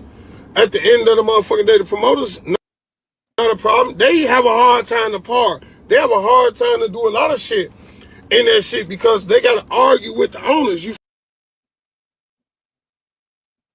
So if you're looking, let me make sure this ain't it. So just look at his shades. You're gonna see a white vehicle. But let's go ahead and continue.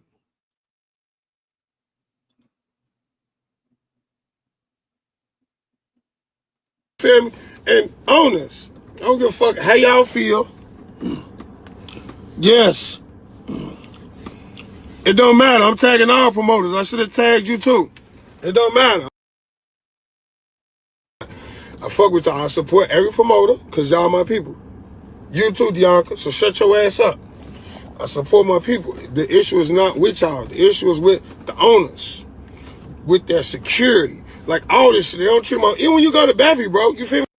$dollars at the door to get in this motherfucker. You feel me? And then Come on, man. Then I gotta get up here to drink some motherfucking $25 a shot. Like, all this shit that y'all do, bro. We paying $300 before we even get inside y'all establishment. Mind you, we coming to support y'all. So again, there's never an issue with the promoters because I'm just checking. I can't see from where I'm at. But if you can pay attention, he's actually looking to his right, our left, every time. That lets you know he's waiting for somebody. And then y'all don't get them, they don't get y'all promoters enough love and respect for what y'all do. Y'all actually bring motherfuckers out to their establishment and to their venues. You feel me? You too, cuz.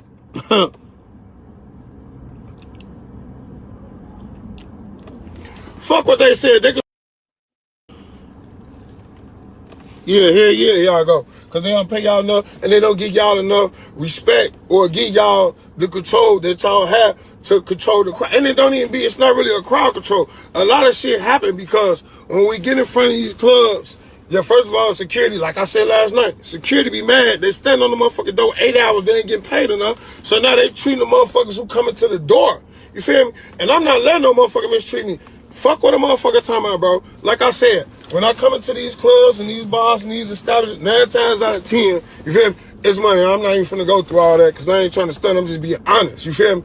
My jewelry, this shit costs thousands. I'm not finna walk no 2 motherfucking blocks when you got parks in front of your shit and you want to reserve them because I'm coming to support you to spend my money anyway. And there's 7 or 8 motherfucking parks. You telling me I can't park right there. You don't control that park. From now on, I'm gonna just point out that and this has nothing to do with the actual what happened, but this shit is goofy. Paying for sections, like the whole lifestyle, the club thing is fucking goofy to me, man. I just wanted to say that. This shit, $400 bottle, $25 shots, buying a section for such, it's like a whole world. I just don't understand. I hate to, and I don't want to sound, but yeah, let me. No. You good, bro?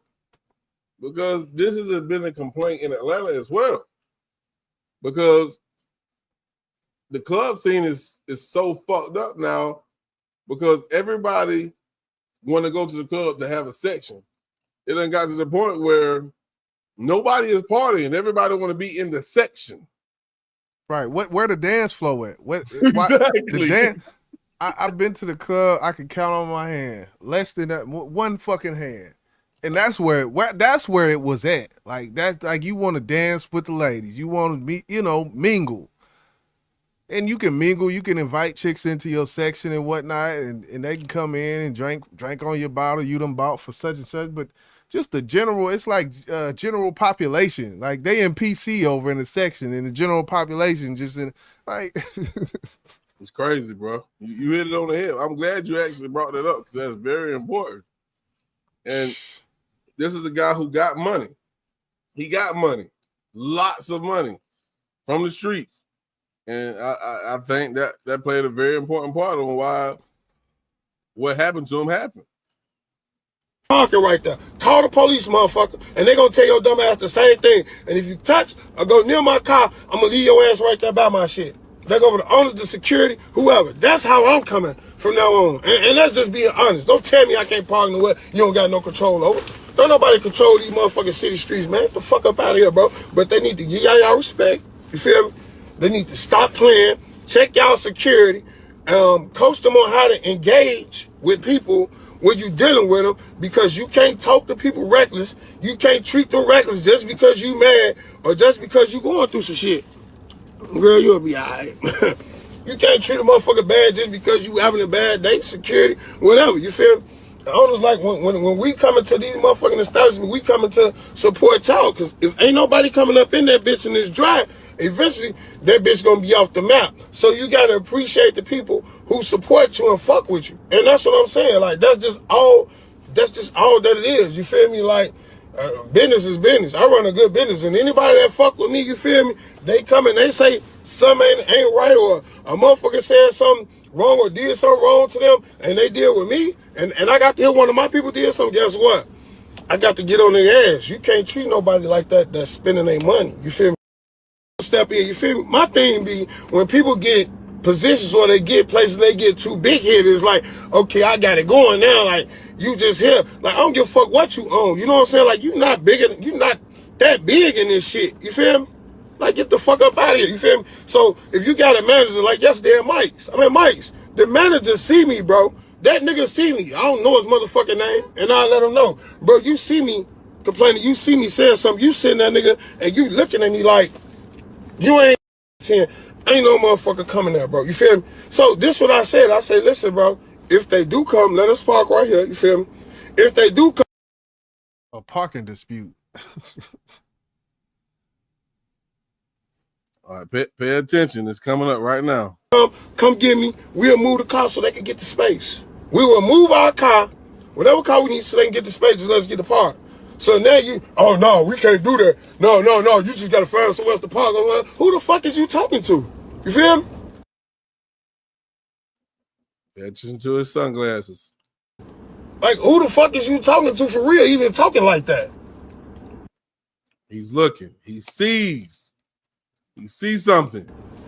Like, that be the shit, and that's what make a motherfucker be wanting to get into it. He sees it again. With y'all, because y'all ain't got no respect. Bam. He saw the dude coming up on it. What's up, bro? What's up? Let me ask you this, YJ, while we at this point. You heard him say, what's up, bro? What's up? Yeah. Do you think that guy is in a vehicle or outside of a vehicle next to his car? With how far it sound like it's a car there. Thank you. That's what I thought. Because the way the other dude, go ahead. The other dude, in which I think we had skipped past it because of course we're not gonna watch this whole thing, but another dude came up and sounded like he, bust a little serve real quick or something. Cause the dude came up to the door, he opened the door, you heard the bags and shit, and then all right, and then it was it, and then he went back to talking, and you heard the volume of that man's voice who was out of the car, and then you hearing this, and it's like a faint voice. So that means either he far away or he in the car somewhere, like, cause that vocal wave didn't travel to that phone as close as it did to the dude who was, next to his car right there. Like, I agree with you 100%. I'm gonna go back and find that particular part of the video. I accidentally skipped past it with a guy who came up to the car, like you just spoke on. I felt like it was a drug deal. I felt like he was feeling selling a bag of weed, a pound of weed, or whatever the case may be. But when he yelled, I felt like whoever he was yelling at was inside of a car, or at least a distance away where he had to yell. I don't feel like he was right there up on the car because he's finna get out the car. And you ain't gonna try that unless a motherfucker is far away from the car. Hell no! So right here, he's getting out the car. The dude asked, nigga, take that chain off. I want that chain. And y'all know, man, is the chain really worth your life? No. It's not. And when I listen back on your community crime live, I had to put my earbud in. But when I did put my earbud in, I listened, and the only thing that I could make out from the dude was chain, the word chain. He said some chain. And then you heard him say, hell no. Now, listen right here. He's gonna say, take the goddamn chain off. Then you're gonna hear the gunshot. So you think he did it in the car, or the other dude got out the car whenever this happened? Because it sounded like he got louder to me. No, he got out the car. He was out the car. By the time Buddy got out his car, Tug, he was already out his car. Right. Or out the car because they said it was two dudes. I think he was out the car. So by the time Tug got out the car, he got out the car, and they kind of met at this back window that you can see behind his seat. And I think he hit him with the pistol. That's what I think. But we're gonna And listen. far as the logistics, you know, he's backed into a parking spot. Right. I don't think the other car actually parked in the spot. I feel like he kind of pulled in and cocked this shit. Like if there was another car one space away, he wouldn't be able to do that shit. But I feel like it's almost, if there was another car, I don't see another car in the window, but it might, if the car was low or a small sedan, he might have been parked next to somebody, but I think there was no one in the spot next to him.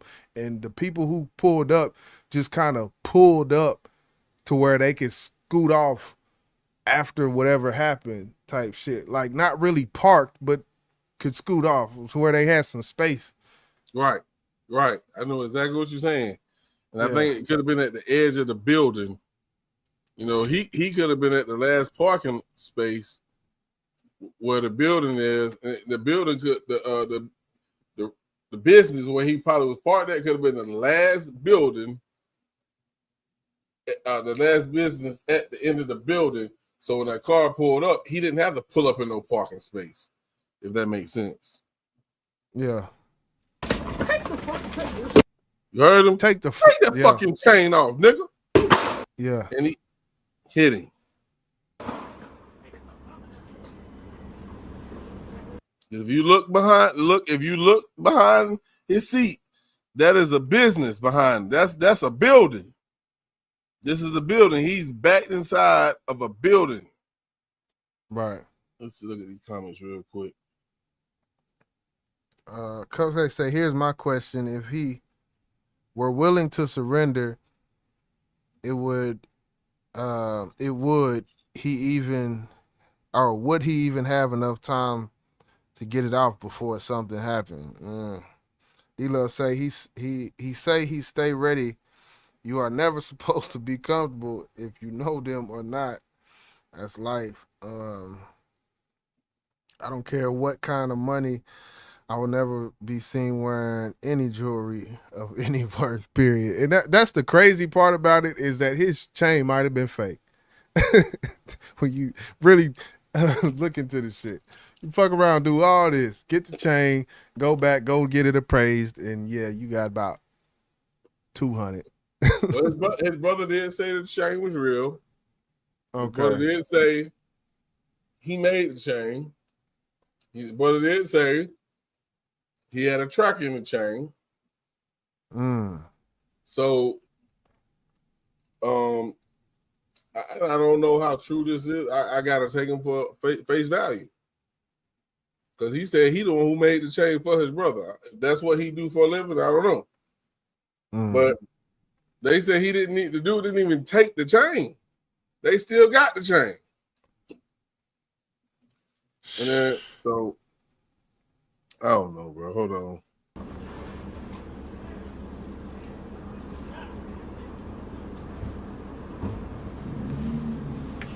And somebody came up to the car talking about, I'm his blood cousin. He came in there. Yeah, we're finna get to that. Okay. You just heard the car pull off. You'll hear some yelling and stuff.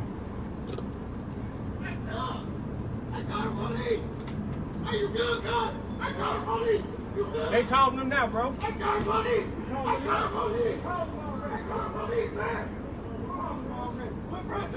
Yeah, man. My question is, where was these niggas at when all this happened? You know, it might have been a bust up on the street. Somebody just heard the shit, turned around, looked over. I don't know.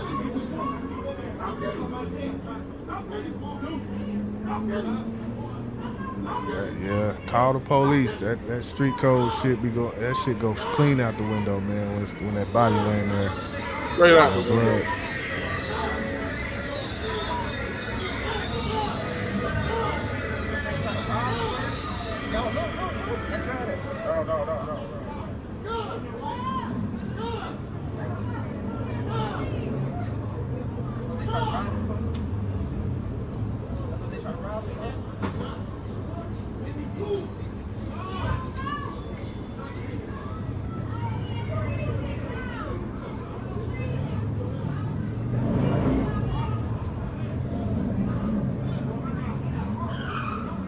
D-Love say this gift sitting duck.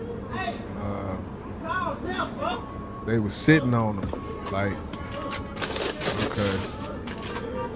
You hear him go straight to the bag. You hear him go straight for the bag, bro. Soon as that door opened, straight to whatever was in between his legs on that floor. Because whenever the dude came up before, when the dude came up, you seen him lean forward and like he had something on the floor. And, you know. Yeah, I think the guy who came in, 1, 12, 20, 13, 24. Let's see.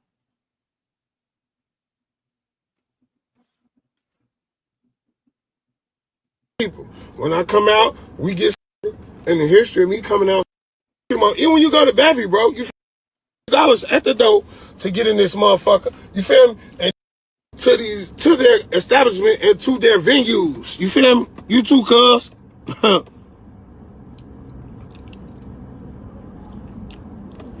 Fuck what they said. They can screenshot whatever, cuz. You the DJ and the promoters.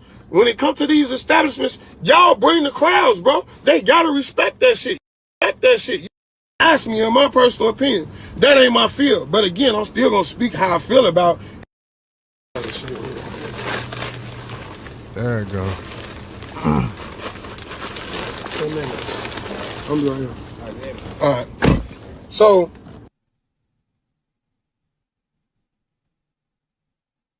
And that's the same exact noise. You on mute. So that's the spot where the guy came to the car in the beginning. Do you feel like that guy that came to the car, Jizzle, had anything to do with it? There's no way to know. But the fact, I would say no. The reason I would say no is because the fact that if whoever came after, if there was something of value, I would think the only reason why they would do it after this serve happened is to get whatever, whether it be weed, dope, whatever, money. I would think there would be a reason, like, okay, let's make sure he got it. Send such and such over there to get it served from after he busts the serve, then we're going to pull up such and such. And that didn't happen at all. All we heard was a chain. So I think it was completely separate. It just is a coincidence that someone came up before he, served and whatnot, and then went about his little IG live type of thing.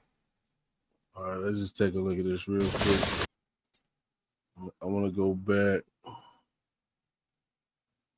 anything. Ain't no motherfucker gonna do nothing to me about it. You feel me? But like, come on, bro. Hold on.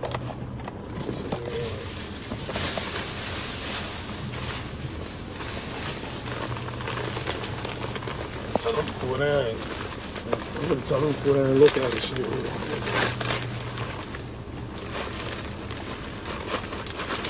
10 minutes. I'm doing here. All right. So whatever he just got, that came into the car. And he said, give me about 10 minutes. So 10 minutes didn't even go by before all this shit popped off.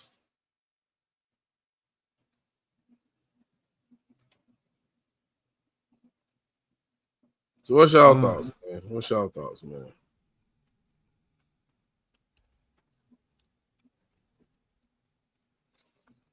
I don't know. I'm gonna just say I do feel that where this happened, his big brother told us. He gave us an update that this is where he normally be. This is his spot. Some of the guys he had talked to, when I'm speaking of I'm talking about Big Brother Tug. He said he talked to those guys and they said they ain't seen nothing. And then he just so happened to see these same niggas that he asked, what did they see? He see them in the video.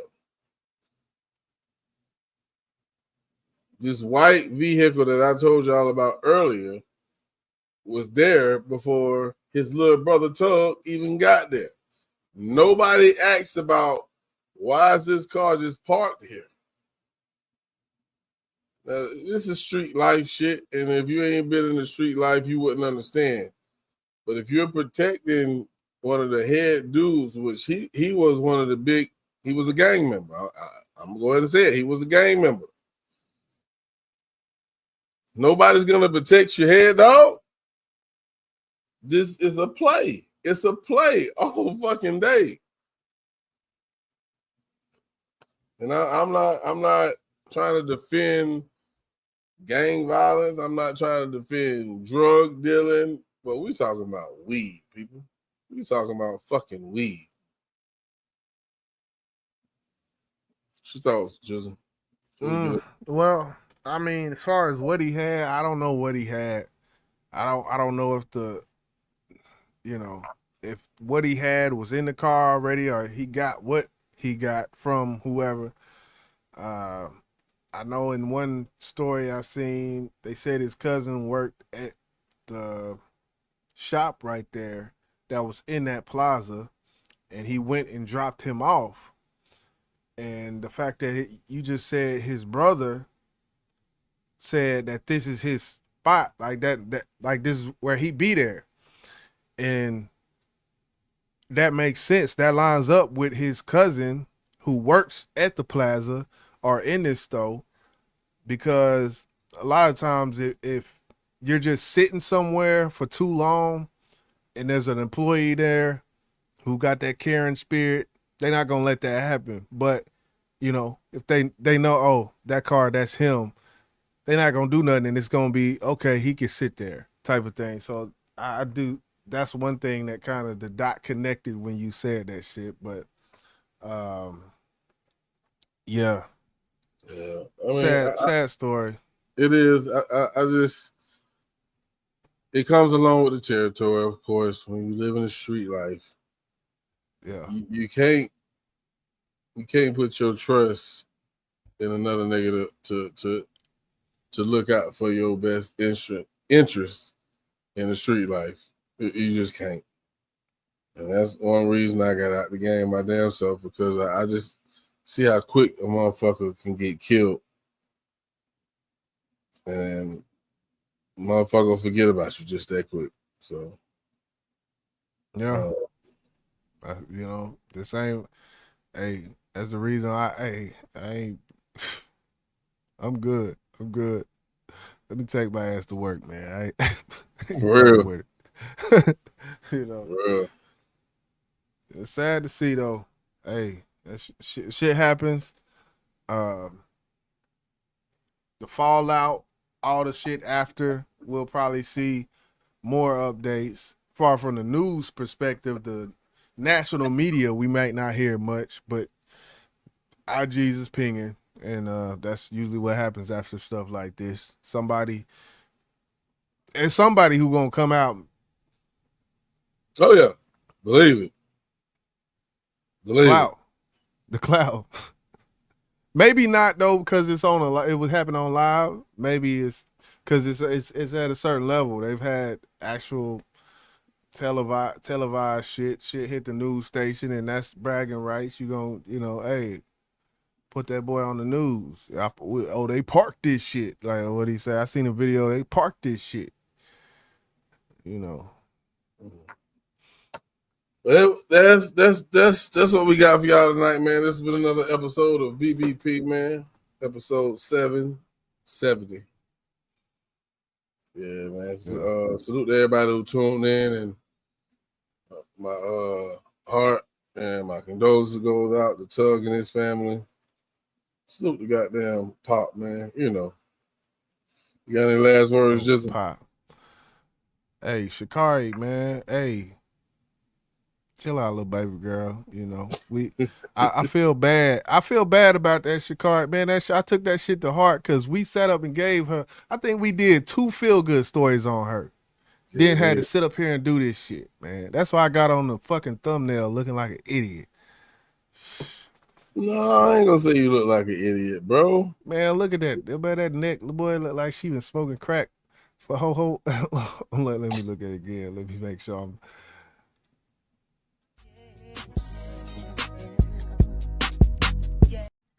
He said, "No, we." I didn't mean to even do that. Oh, okay. I didn't even mean to do that, bro. Yeah, man. Hey. Yeah. Nah, it wouldn't be me. I would have passed on that. And let me just say it. Yeah. We're going to get up out of there, man. Okay. I didn't even mean to do that shit. Hey, appreciate y'all for tuning in, man. We'll see y'all next week, whether it's BBP, Top 5, or whatever. Hit the goddamn button. You heard him, goddamn it. We go.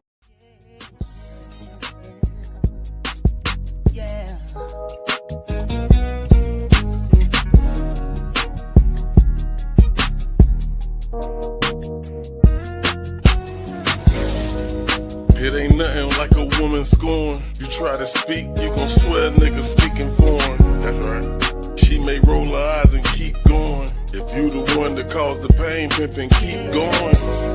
Cause when they hurt pimpin', you never know. Accountability, that shit just went up out the door. A mental state, that shit ain't really clear. So I suggest you listen, pimpin', get up out of here. Now we was raised to live without a fear. But this a private woman, pimp. You made her shed a tear. And I don't know where you headed, pimp. But she gon' need some time, and right now she ain't ready, pimp. I know things are really looking dim, but this is something that you call. Your vision wasn't clear. Now Jody, he gon' come and creep up from the rear and snatch her sexy ass up out of here. She out of here. That woman's fair. When a woman's fair. When a woman's fair. When a woman's fed up. It ain't nothing you can do about it. It ain't nothing you can do. It's like running out of love.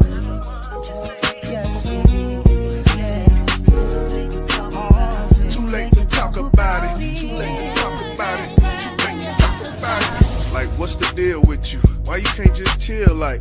Now you want some other shit, some just don't feel right. Something about you make me wanna still fight. Not like that, I mean, fight for your love, fight for your heart. It's starting to flame out, that light that we sparked. Fussing and fighting, the storm has begun, but I'm accustomed to lightning. I know that's far-fetched.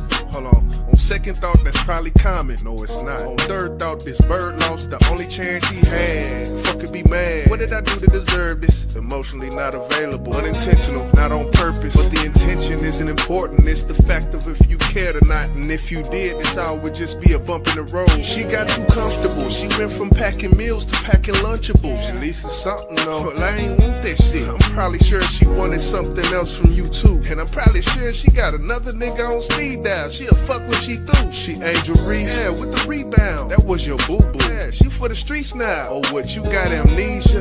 You ain't do nothing to please her. Had that woman fed up. Now you acting all surprised. All I can ask is why. Cause that woman's fed up. When that woman's fed up. When that woman's fed up. When that woman's fed up. It ain't nothing you can do about it. It ain't nothing you can do. It's like running out of love.